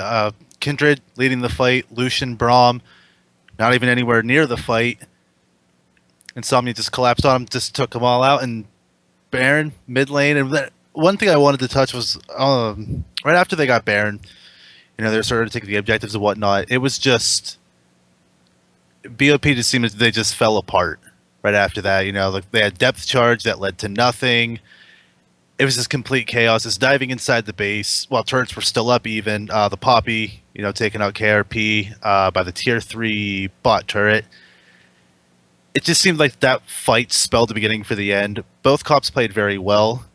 leading up to that point. Also, big props to Danwell for coming back from that DC and making a pretty fantastic flash. Lamps Respite, top lane for the Nautilus. That was just one play. I kind of sat there and was like, nice. Yeah, But- it was aesthetically pleasing by all means. Yeah, But it was very good. Yeah, I do agree with you that the Baron play showed that BOP has a lot of communication issues right now. Like we've seen from the first game, there seemed to be a lot of issues where people wanted to go in and didn't want to go in or didn't listen to one another. And knowing how stressful that can be on a team causes a lot of issues. I think a good advice for both sides coming into this last game, and what I want to see from both teams, is to build on that patience. We saw the first game that Triss was super aggressive, pushing everything, getting those turrets down, and it worked. This game, the aggressiveness coming out of the Kindred really showed that the aggression needs to be well placed and used in a way that can benefit a team rather than be used to force things that do not go in your favor. Another point that I wanted to build on, and I think you saw this as well because we were talking during the game, is when one side has Lulu and these massive tanks like Poppy, and the other side has Echo, Lucian, Nautilus. That's all burst damage. When you're going against really heavy tanks like Poppy, a Lulu, and all that, you need DPS damage. You don't need burst damage. It's really counterintuitive because if you don't burst, which is what they were trying to do, it just all falls apart. And with Kindred, burst damage is how you counter Kindred. Unfortunately, neither side realized that. I think we need to see those normal DPS carries like Triss coming back into play. I'd love to see a Kog'Maw. I don't know. Where's your head around that sort of speculation? Yeah, back to touch base on the Lulu a little bit. I really like the Lich Bane, Luden's Echo build. Very high DPS. I would like to see the Kog'Maw. The Kog'Maw did get nerfed. Did get buffed in 6.8. Of course, with the Q, I think the W damage down, the armor shred from the Q is up. And back to you were talking about with the patience and whatnot. Kindred, that bottom lane bush just didn't really work out too well. Early on in the game, they lost the trade, but yeah, as I said, you need to be proactive instead of reactive. All these reactive things that, not BOP, but I should go back to med school. Insomnia. There we go. Insomnia. I should go back to med school. I know what that is. They were definitely reactive this game, which worked in their favor. I think that, again, patience would be like a good dose of patience for both sides would probably give them the win. So we'll have to see what this next game brings. We're going to give it back to the casters when the game's ready, and Emperor and I will be here to close everything out. See you guys in a enjoy bit. game 3.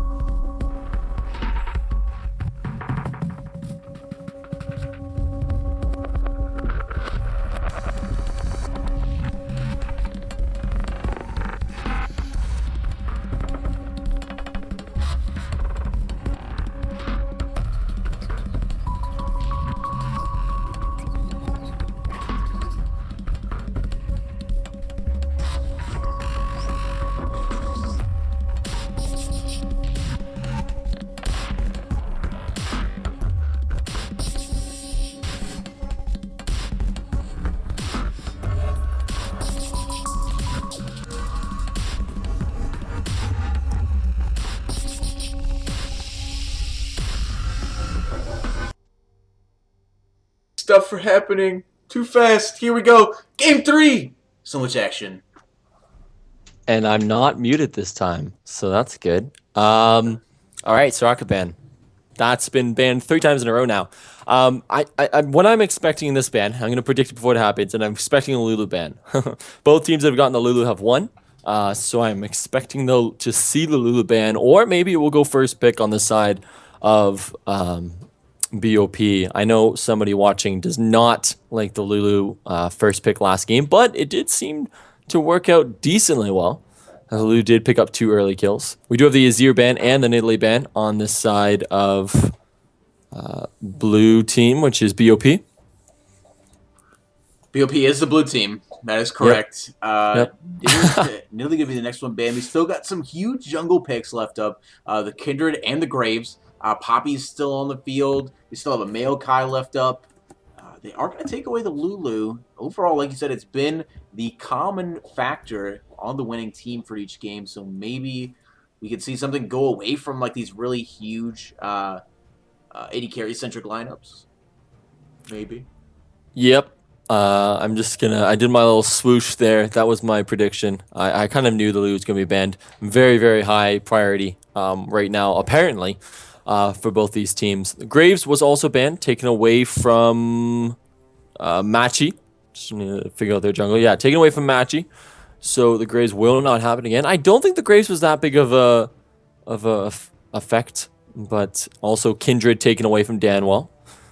So we'll see what junglers they go to, as 3 junglers are taken out of the meta right now, or of the champ select. Yeah, overall, it's hard to say what kind of factor really the Graves was in the last game, because the issue was with the DC going on with Danwell. It was able to just get so far of a lead from that really you don't know if Danwell could have kept up even if you had stayed in the game for that long. So overall, normally Graves is meant to get that huge burst of CS and really have a lot of early game pressure. But overall, let's see. Wait a minute. This game. Wait a minute. Whoa. You see what just happened in Jam Select? The Yasuo? Oh, yeah. It's happening. Yep. This is, so just for everybody who's watching who has not seen KRP before, this is only the second time KRP has ever gotten Yasuo in the ICS. Lots of games played, for, I'd say roughly around 40 games played for KRP in the entire ICS, including playoffs. And he's never really gotten Yasuo except for 1 game last season. He got against Imperial Black. He got against Imperial Crown, and they ended up winning with it. KRP was originally at one point the #1 Yasuo in NA, so we'll see how well he does on this Yasuo. I'm super excited to finally get to see KRP's Yasuo in action that's not in solo queue. Yeah, we got KRP on Yasuo, Danwell on Lee Sin. He's definitely, I've seen him play some really nasty Lee Sin and solo queue games. Echo coming in on the Alistar. Oh my gosh, like this lineup coming out for BOP is... Well, they decided to go with the Lucian. Overall, me here does decent with it. He plays the Runaan's Hurricane, though. Makes me roamingly not a huge fan. Definitely not my favorite build on the Lucian. But on the side of Insomnia, we talked a lot about BOP so far. So on the side of Insomnia, they do have the Gragas and the Maokai. Very unlikely that they're going to go with the Darius. Whoa!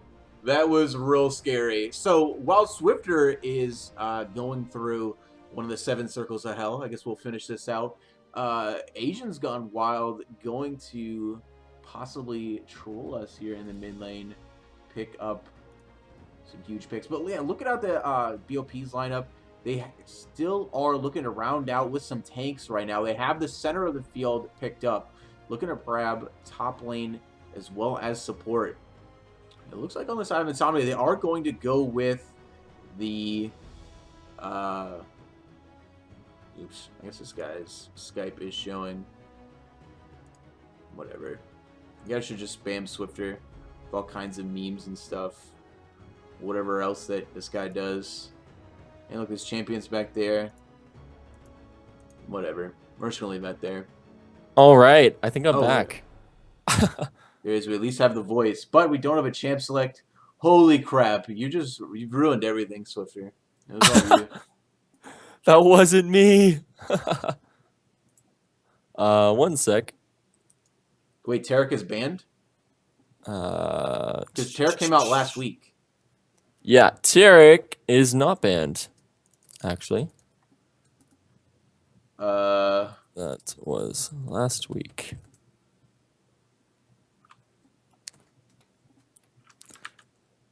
A little bit of miscommunication there, ladies and gentlemen. On our Reddit, it does say that Tarek was banned, but that was for last week. So some people weren't paying attention to that. He is not banned for this week. So we'll see if the teams can get it figured out here. Get it together, really. I mean, come on. That was like last week ago, practically. Reddit.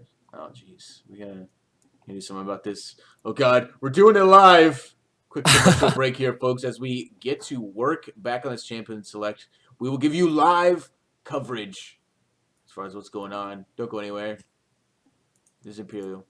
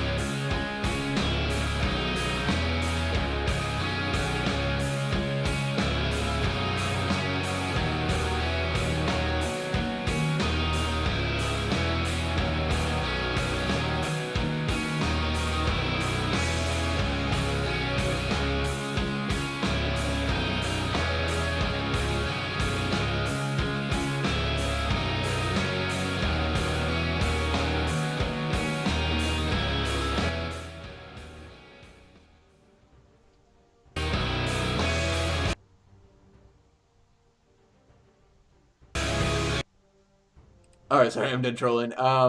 Yeah, moving quickly back through this Champion Select, we are going to let Tarek through. Let's see. So it was banned out. Like, so the miscommunication is, we had a Reddit post last week that he was banned the first week he was out. I guess it's technically we're going off of business weeks here. So for the business week of his release, which is 5 business days.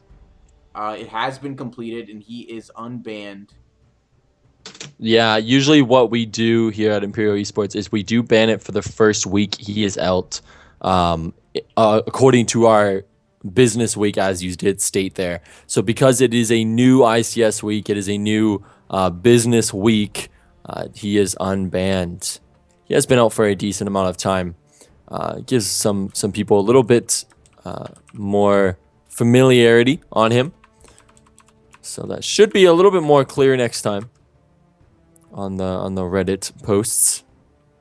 Don't always believe what you hear, folks. Always ask the administration. True fact. Yeah, it's true. This is Imperial Esports where the rules are made up and the points don't matter. But we're almost finished here with the Champion Select. Overall, huge lineup here rounding out for the side of BOP. They do get that Nautilus into the top lane. We got Echo here on his famous Morgana. This guy definitely plays tons of Morgana. Sorry, hopefully Swifter does fight KRP's mom IRL. But yeah, this Insomnia lineup, what do you think about that? Well, sorry, Twitch chat's cracking me up. Right now, the Insomnia lineup not bad at all. I do like Desire J on the Caitlyn. He proved last time that he played the Caitlyn very well. Karma is such a strong mid laner right now. Obviously, because of how many buffs she got, she will be super strong. And we do get to finally see the Tarek. So this is my first game of casting that I've ever seen Tarek, and also only second game that I have seen Tarek. So be interested to see how well they use the Tarek, and if they can, sneak a uncontested pick in there. Yep, sneak in the uncontested pick, sneak in the banned pick. Overall, I think it's even, really. They get to play the band champion. They get KRP gets Yasuo. There we go. It's a trade up. We'll see how it works out for them. We're going to get into a short break as everyone debates over Twitch chat how Nazi-like Swifter is. Overall, a vote. Let's spam Ming Lee if you think Swifter is a Nazi. We'll be right back with Game 3.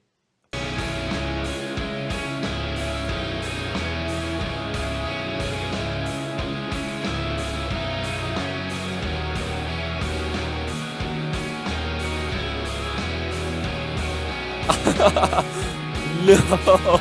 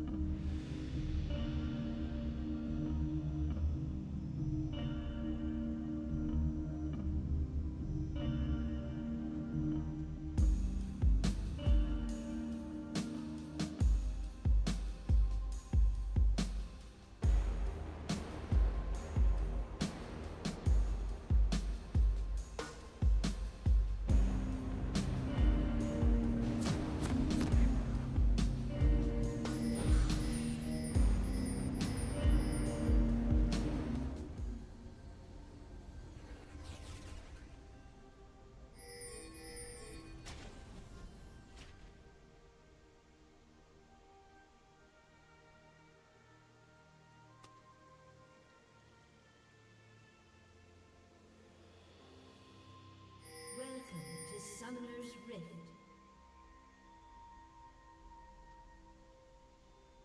You know what's funny? I muted myself on my headset this time. So I was unmuted on Skype, but I muted myself on my headset. I just can't win. I can't win today.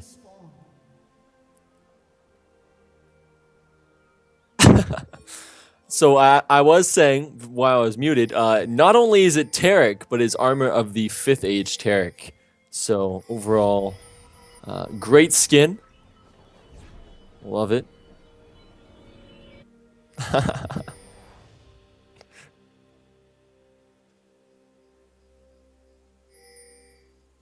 Minions have spawned.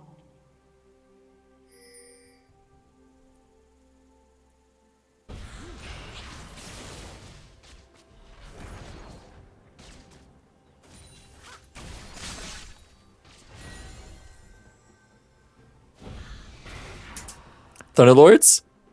Thunderclap? That's great.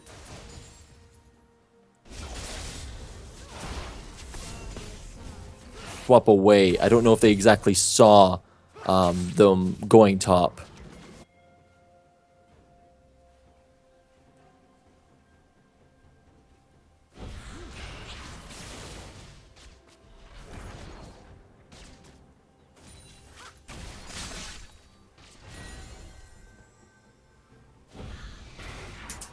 Thunderlords? Thunderclap? That's great.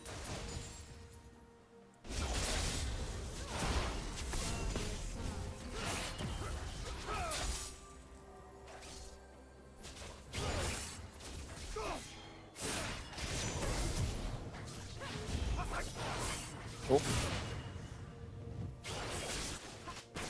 No, he actually missed 2 Qs there.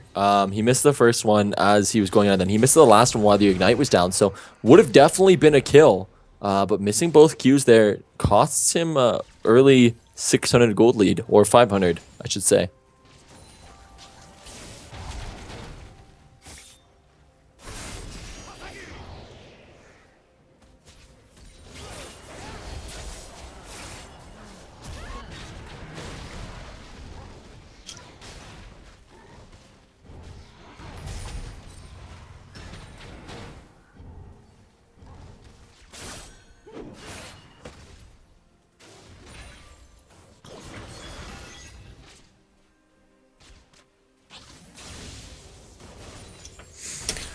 Yeah, I like that. I like that play. KRP's showing his dominance on the Yasuo. This is why it's always banned. So finally, he actually gets it, and we'll see how big of a lead he can snowball here.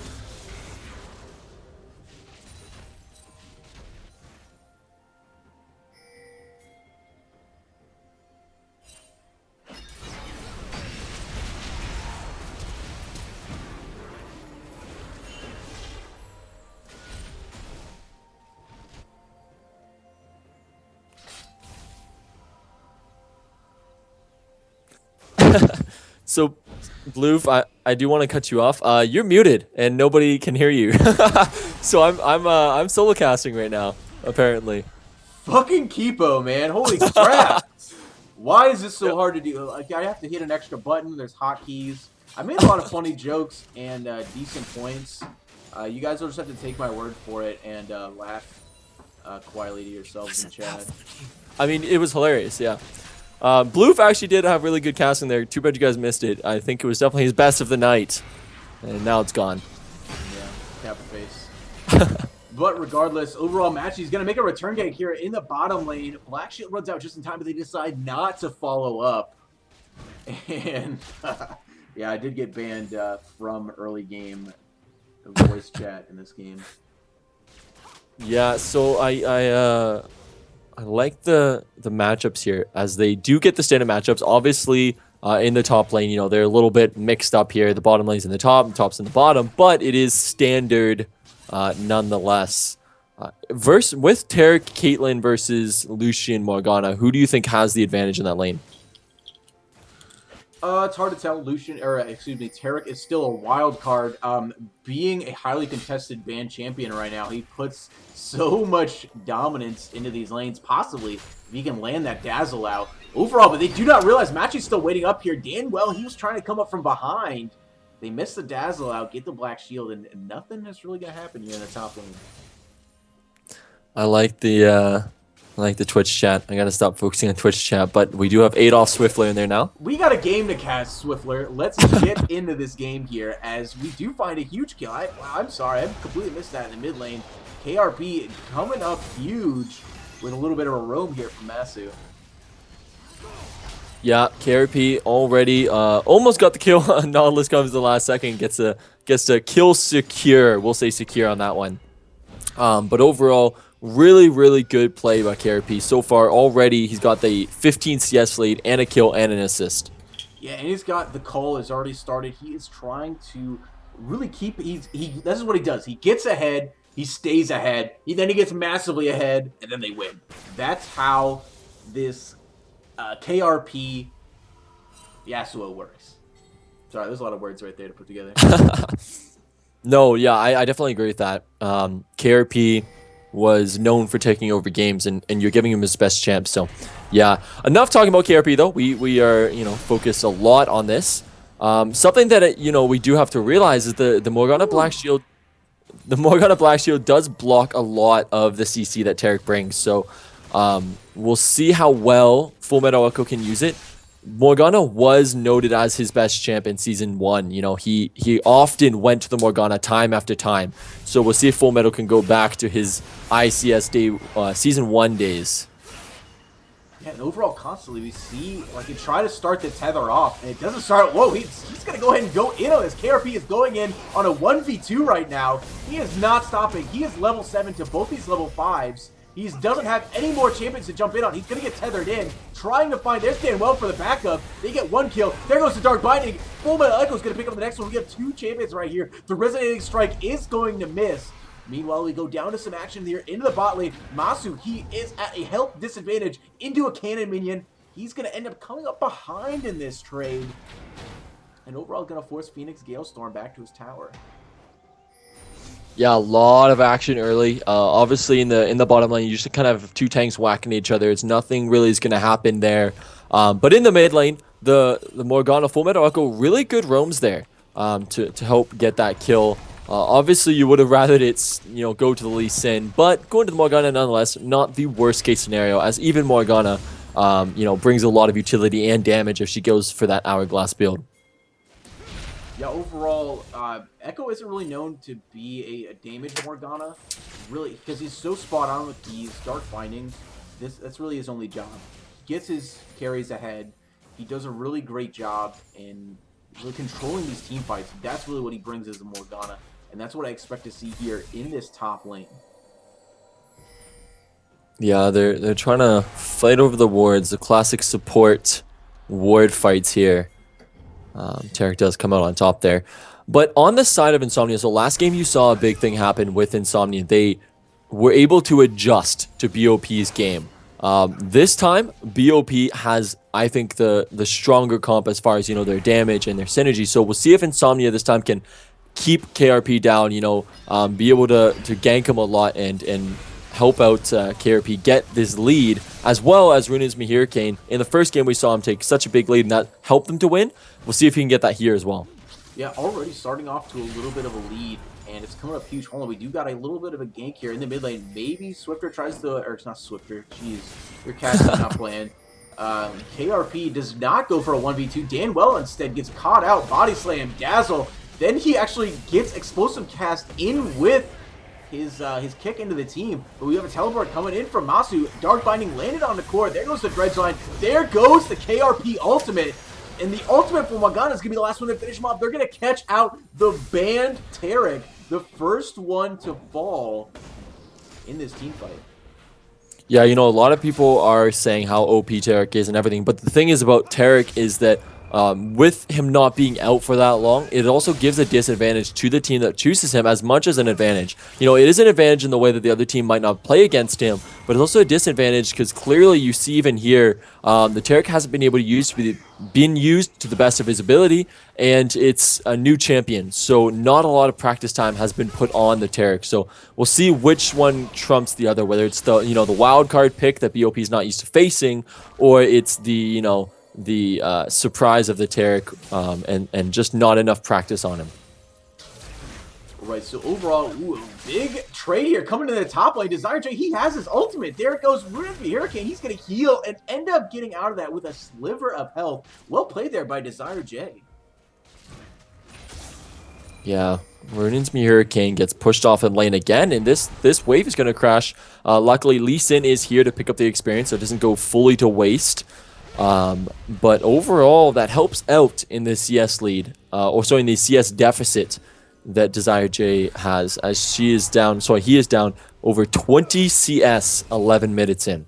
Yeah, which is really interesting coming from a Caitlyn Tarek lane. So Tarek, you know, he's going to be one of those champions that's pretty dominant with seeds. Actually, we got action in the mid lane. Matchy going in. We have a huge last breath coming in from KRP. He's going to land a ton of damage down onto Asian's Gone Wild. Can he bring it back? No, there's two members. There's an Ignite. There's a dead Yasuo in the mid lane.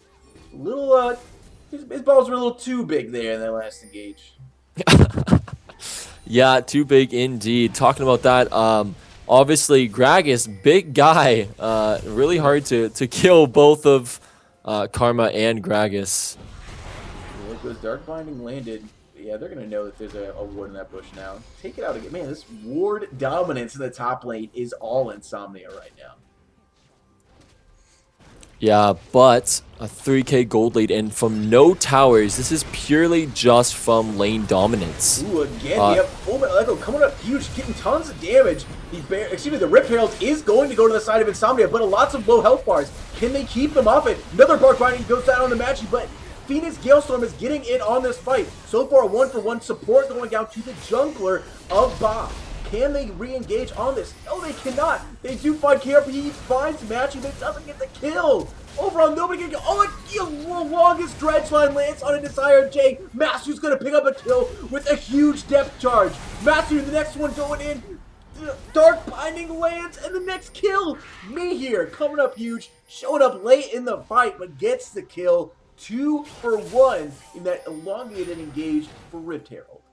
Yeah, but we got to give you credit for that. That was a lot of talking to do in that fight. Full Metal Echo shows why Morgana was such a strong champion on him. 1-0-4 already. He's been involved in 5 of the 7 kills. He is just hitting those bind after bind after bind, and really good play also by Mesu. He flashed and autoed. Obviously, Nautilus's auto give that 0.25 second route. And within that 0.25 second route, obviously Morgana got the binding out at the same time, was able to root him for even longer. They followed up with the kill. Really good job by BOP. Yeah, and to start off the engage, we saw Full Metal Echo really moving in, getting tons of damage. He is black shielding these dazzles with like literally a split second left. He gets that off. It's been completely on point with that. It really looked like it was going the way of BOP very early, but Danwell just got in way too close to those 3 members of Insomnia and just really showing how Desire J, he is so dominant on this Caitlyn and really making a difference in these team fights. Yeah, right now the Karma pick not panning out too well now, whether that's because of, just KRP's dominance or just, a little bit of micro misplays. She is 2-4, so we'll see if she can, he can kind of make up for the deficit she has right now. I keep saying she and he. I can't pick a gender right now. It's the not fun part about casting a female champion with a male summoner. Indeed, gender crisis afoot for all of us here. Matthew here, he is going to get spotted out. Not sure where the aggression is going to be going next. We do have lots of wards set up in the bottom side. Dragon might be the next objective as we have our mid and jungle both set up around here. Danwell trying to make the flashy plays. All it takes is one Dragon's Rage from Danwell, and that's going to be KRP jumping in on top of it and tons of damage down onto Asian's Gone Wild. He doesn't have that much, look at his build, he doesn't have a lot going on. Yeah, and obviously the Seeker's Arm Guard is not something you usually want to start at Karma. He was forced to start it because of the Yasuo. Obviously, gives the armor, but we do also have a fight here going in the mid lane. Yeah, KRP, again, finding his way there into Asian's Gone Wild, getting that last breath off. There goes an Ignite. Gets the dash in there. Isn't enough damage. It's not. Matchy in the mid lane. They're going to Matchy it with a teleport, but doesn't find it very Masu. Overall, a little bit of wasted pressure as we're going to have a lot of damage coming out from Phoenix Galestorm in the bottom lane. Yeah, I like what KRP's doing, constantly using that ult on cooldown. That's what I like what Yasuo's do, is Yasuo's good Yasuos will use their ult on cooldown because it doesn't do a lot of damage early, but it's a good way to just win trades. Overall, lots of damage, and ultimate there popped by Legend of Korra. They do have to get out of it, but they use that time. The culling comes out from me here, getting the damage down. Another ultimate there from Echo. That's just the damage they needed. Kill going on to me here on Desire J underneath their own turret. Yeah, something about that Taric ult is it doesn't last a very long time. That Taric ult is not a kill ulti. So a lot of people, when Taric came out, they saw his ultimate, they think that's, super broken or whatnot. But the invulnerability doesn't last very long at all. And we saw there, it lasts about a second or two, and then it's gone, and it wasn't used properly. Runin's Me Hurricane and Full Metal Echo get the kill there. And 3-0-2 Lucian, definitely not something you want to face this early in the game. Yeah, exactly. He's already got that Essence Reaver, which is huge. Desire J, he has built a lot of pieces. He went ahead, he grabs the... starts off with the BF Sword, grabs the Zeal. He's going to finish the Hurricane before finishing Infinity Edge. And overall, it's a pretty optimal build, but only optimal until he gets at least one of those items finished. Right now, he is not at that. Yeah, so far in the top lane, you see even the Nautilus 3-0-1. He's got 7 stacks on that Dark Seal. Now, just kind of a little bit of a side note on the Dark Seals. The Dark Seal obviously helps the Corrupting Potion last a little bit longer because it does give that extra extra duration to it. As well as the Dark Seal is just a really strong item because it does get stacking. And if you're going to win your lane, or you're in a winning lane in general, it's good to get it because if you get a kill or two, then you get those extra stacks, you get that extra damage. Getting extra damage is what Match is going to be trying to be doing here. Catching off Danwell. We have 3 members of Insomnia almost making it there, but Danwell, being a slippery snake, ends up getting his way out of it. Overall, we're trying to find the next objective here for BOP. They have a lot of vision coverage here onto the bottom side of the jungle. Where are they going to find them? Yeah, the Dragon not up for a while. So they are kind of popping around the Dragon. They do want to get this bottom tower here. They already lead in towers 2-1. Just doing the rotation game. And we see that BOP went back to their roots in game 1, where their rotations was just a lot better. And Insomnia, on the other hand, is, again, playing the reactionary game. And we're seeing 6.5k gold down. We're seeing why the reactionary game isn't usually the best.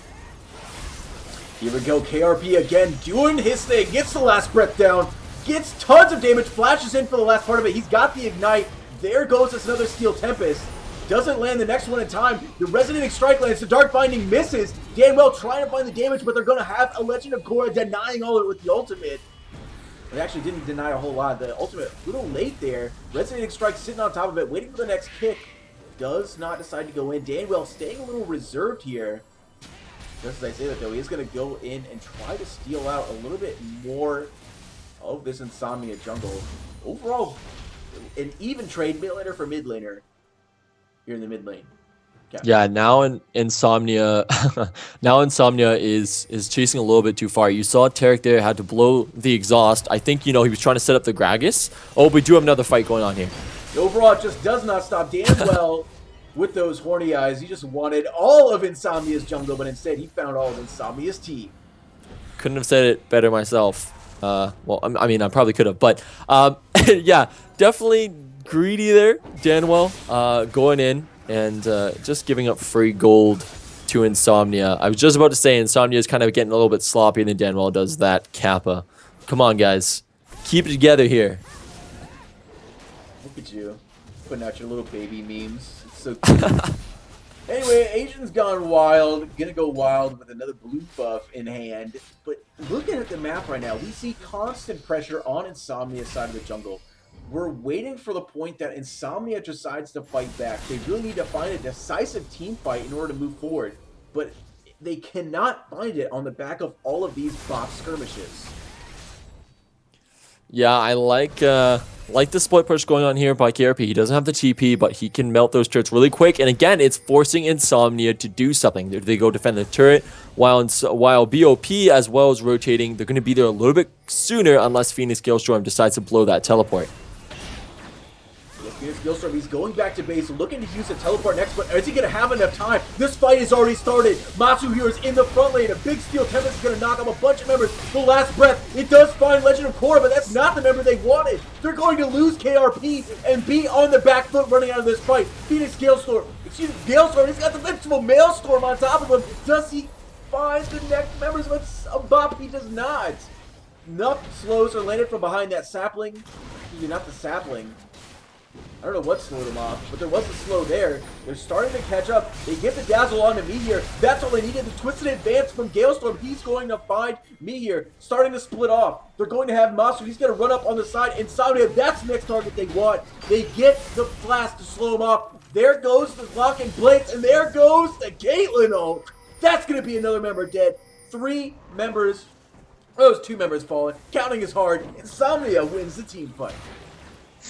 Yeah, really, really well played there by Insomnia. BOP did not respect the Maokai TP. I don't think they really had tabs on it or knew what time or knew it was up, but he hadn't used it in a while. You have to just assume it's up and be a little bit more careful. KRP, you know, we talk about his Yasuo and how good he is. He's been really over-aggressive this game, and he has 4 deaths because of it. Yeah, overall, it's really not working out for him. There it goes, a big steel Tempest, but it didn't matter. He was twisted advance on. He was stuck in the middle of everything. He's going to move in and die from Baron. Desire J picks up that kill, and it just keeps going the way of Insomnia. Yeah, as I'm literally saying KRP is playing too over-aggressive and getting caught out, he has his 5th death. His team only has 9 deaths. So 5 kills have already gone on KRP. He really needs to just chill and relax a little bit better. Get those, you know, those Lee Sin kick or knockups or make some for himself and have Nautilus engage. KRP should not be in the front line engaging because you're seeing why firsthand right here as he has 5 deaths. Man, KRP really coming up small in these engages. We talked him up so huge in this early game, but right now he is still looking like a boosted animal. Oh man, the memes. Yeah, so not the best overall play by KRP. You know, we hype him up so much. Maybe it's just the pressure. You know, you get your favorite champion, and then you don't succeed on it. Definitely not the best show so far this game. Something I do want to point out is the Runin's Hurricane is on Runin's Me Hurricane. He does live up to his name, but we'll see if that backfires. He was 3-0-2. Hasn't gotten a kill since he got the Hurricane, so we'll see how he does with it. Yeah, exactly. With Lucian's range, he really can't get close enough to Insomnia's team to get off all of the Hurricane bolts. Because he's not really a team fighting range champ. He is a team fighting range champion, but this team is so tanky. They have so much CC. He can't get close enough to make something happen. And they've really showed that with KRP getting in range and getting killed every single time. Yeah, I don't really think, you know, BOP is really good at being aggressive, and they've shown that. Obviously, game 1, their aggression led to that win. They were just, you know, dictating the pace of the game, and so far this game they have as well. There's got to be careful. You know, at this point, you've got such a good lead, you just want to slowly take it. You know, it's 3-1 in turrets. You're getting a lot of a gold lead from that. You have good CS leads on your solo carries. We got a big flank here coming in from Insomnia. They are going to find the dredge line onto Phoenix Yellowstone. Does it keep it off their carries long enough? Yes, it does. Gainwell's going to get the first kill on the Legend of Korra. A beautiful dark blinding lands onto Machi. We just need damage on him. There he goes, the next one to fall. 2 members down for Insomnia Gaming. We have the 1v1 up in the top lane with KRP as well as... Oh, but it doesn't stop yet. The dredge line lands on Phoenix Yellowstone. A death charge. He's way too far away. Excuse me, Galestorm's getting the next one to get out. But Desire J, he is keeping KRP's focus up here, while the rest of BOP is focusing down in this bottom lane. This is going to be an inhibitor turret falling. Yeah, I kind of see it the opposite way. I see that KRP is keeping Desire J's focus up there. Because KRP right now has shown that he's not doing that much damage, and he's not having the best fights. But we do have another one right here. Ooh, it's not going to stop Masu there. He finds a good dredge line out.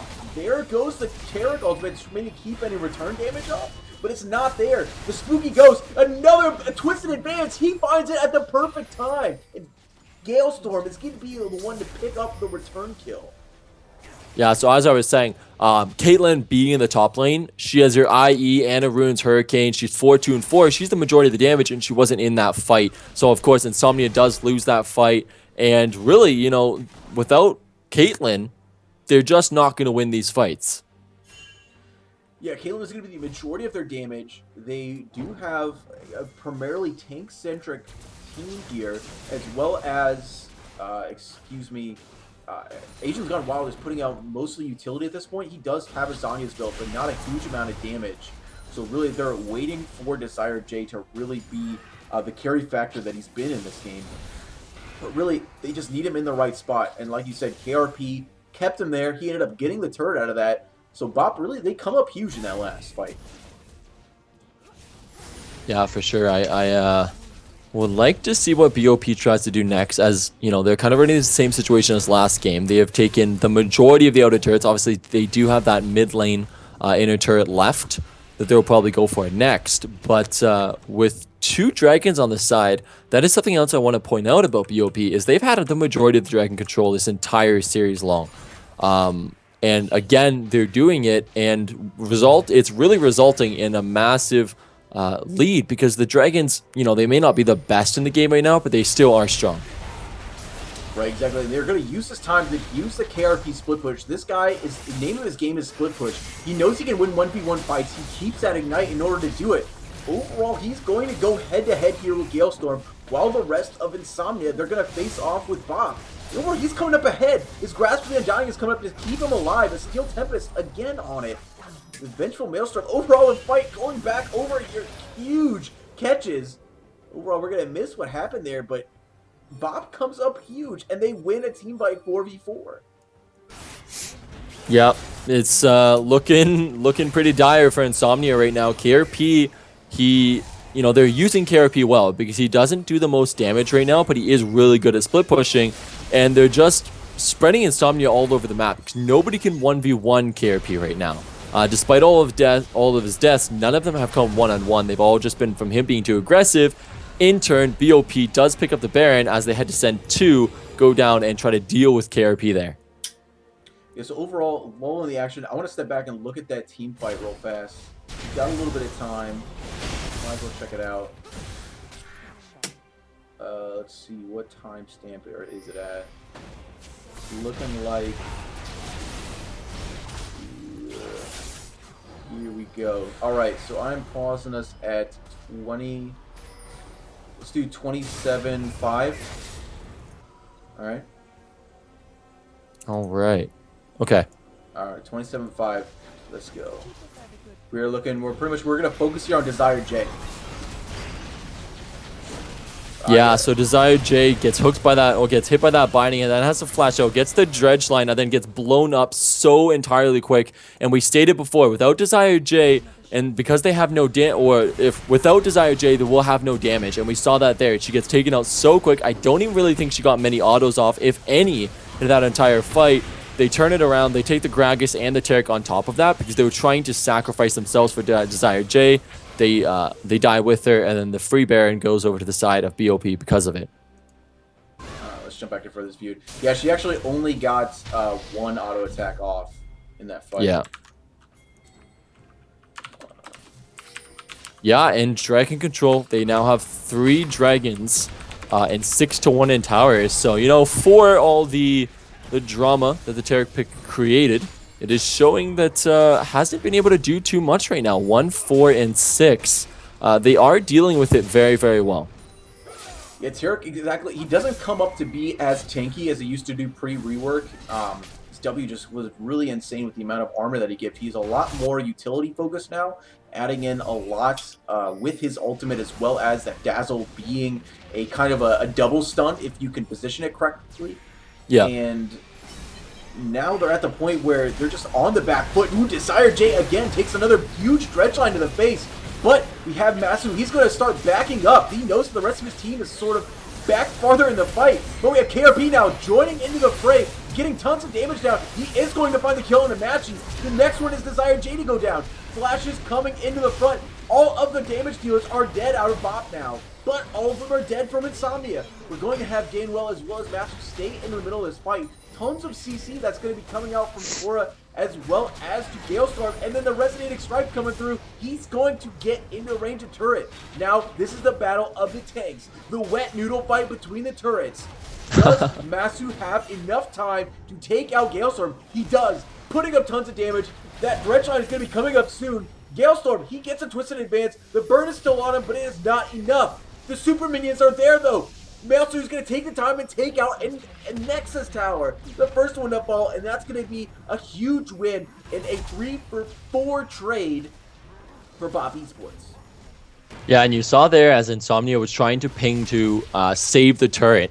And I think Phoenix Galestorm thought he could take out the Nautilus, but the Nautilus just has so much CC and so much more damage than Maokai. And then with both of them having Grasp and the Undying, it's so much sustain. But the 6, 2, and 7 proves Nautilus proves to be a little bit stronger than the 5, 0, and 4 Maokai. And overall, really, this game is just being taken over by these superior. Yeah, by the way, Swifter, change the title on the stream. Sorry, I thought you did already. You must look like an idiot telling everybody that it was changed already. Don't troll me, bro. I will. It will be a little bit too late, but it will be changed for tomorrow, folks. I promise. Sometimes, yeah. So sometimes. Overall, moving back into this game, we have another sort of engage here. Towards this top lane turret matchy, they're going in onto Mass. He doesn't find a whole lot of engage, but we still got that split push coming up from KRP in the top lane. Who are they going to send to match him? Looks like this time it's Matchy. Matchy is going to match the split push of KRP, but is it enough? We still have these top as well as mid lane inhibitor tower is staying up. Matsu, he is going to find a dredge line onto Galestorm. Can they put out enough damage? They don't have to be here in range yet to get the damage out. So overall, he just takes a little tickling from BOP Esports as they start focusing in on this inhibitor. Lots of members down. Ooh, a nice dazzle going to get up 2 members. Overall, they do find Matsu. He's going to get Dark Bind and Dredge lined in. They're going to use a Taric ultimate. It doesn't block a whole lot of damage, but Echo is caught in the back line. Matsu there. He's going to get a massive kill on his Iron J. That goes their big damage line. Meteor moves in to get the rest of the damage down. 2 more members fall from Insomnia. This is going to be the end of the game. Yeah, what a game. That was 5v4 that entire time as Yasuo wasn't even there. They get all 3, they get the 2 inhibitors. I don't think Taric and Karma are going to be able to defend it. They go for the game, and what a series. This did not disappoint at all. The whole... My mic is on. No, sorry, not your mic. Your video camera. Ah, yes. There you go. There we go. Now it's turned on. Now let's get back over to our analyst to break down a little bit of the action. There you go.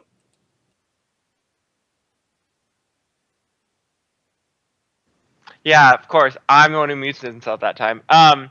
Yay! I got my 3rd game. I got a game I wanted to watch. Emperor, did you enjoy everything? Yes, and also great. My mic is on. No, sorry, not your mic. Your video camera. Ah, yes. There you go. There we go. Now it's turned on. Now let's get back over to our analyst to break down a little bit of the action. There you go.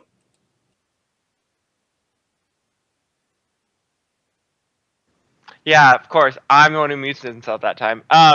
Yay! I got my 3rd game. I got a game I wanted to watch. Emperor, did you enjoy everything? Yes, and also great casting on the night. Bloov and Swifter. Sorry. Great. Yeah, great cast. recovery. Great cast. Yeah, I enjoyed it. I'm just like, I don't know. I'm speechless over that game. As you guys know, there was a lot of discrepancy over our rules. It'll get ironed out tomorrow. We have our coaches meeting, and we'll get a final verdict out on everything. But we have to talk about the game at hand and what just happened. Again, congratulations to BOP for taking the 2-1 tonight.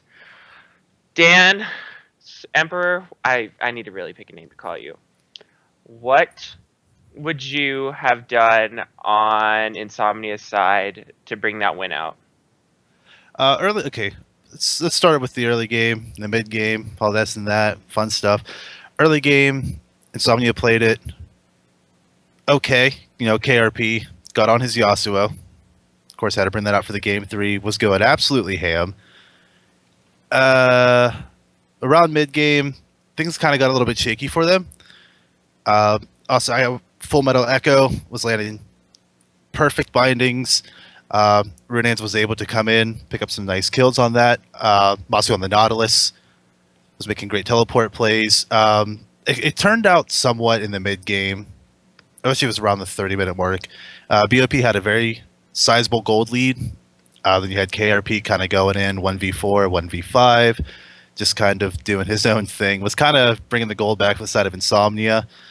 I really enjoyed KRP's split push against the Maokai. I believe it was in the bot lane. Maokai was pretty much the biggest thing that they had. Obviously, the fact you had Yasuo and Lee Sin and Lucian being your primary damage dealers. Maokai, who was just stacking armor left and right, was kind of off in the bout. So it was a lot easier team to get through because you didn't have the Maokai there. So which led to the Baron, which then led to the Massacre, which led to them taking objectives. Because as we saw when KRP was kind of diving 1v4, 1v5, they really weren't taking too many objectives off of it. It was mostly just, hey guys, I'm going to dive in, do something. And then that's when Insomnia started to get it back. Once they got the objectives, once they started working as a team, the gold lead just grew a lot stronger. And it just got to the point where they just weren't able to be stopped. They were able to dive turrets and just take everybody out. And overall, it was very well played late game from BOP. Right, I see where you're coming at. I think that to stop Yasuo, you need really heavy CC teams. Maokai has one CC ability, and unfortunately, I don't feel like that's enough to stop a Yasuo very well. That is right? I'm not saying that wrong. I don't know, my brain scrambled. Maokai has his W. Yeah. That's the damage reduction is nice, but against whenever Yasuo is picked, especially for me in solo queue, it's always about stacking that really easy to hit target CC. Lissandra, obviously I'm a Lissandra main, literally murders Yasuo in team fights, and with the Lissandra ult directly dropped on top of the Yasuo, I think Karma's great and all, but I think it would have definitely allowed Tarek to get his ult off. It would have changed the way team fights worked. Again, KRP is legendary on Yasuo, so now we all know why. But again, it's easy to throw in games like that, and I'm just glad I got my third game. I gotta watch something exciting. So as a reminder to everyone watching, we'll be back here tomorrow night, same time. Lutigress is taking over for me because I'm not here. Emperor might be on tomorrow. I don't really have the details or anything. Again, we are giving away a headset on Chirp. All you have to do is download the app, write headset in our specific Imperial Esports room. I'll draw somebody for that. Any last words, Emperor? Oh, yeah. Yeah, pick me for the headset. That's it. Yeah. I think that's a little bit biased, just maybe a tad. But I think that's all for tonight. We'll see you guys tomorrow at 8:30 Eastern. Have a good one.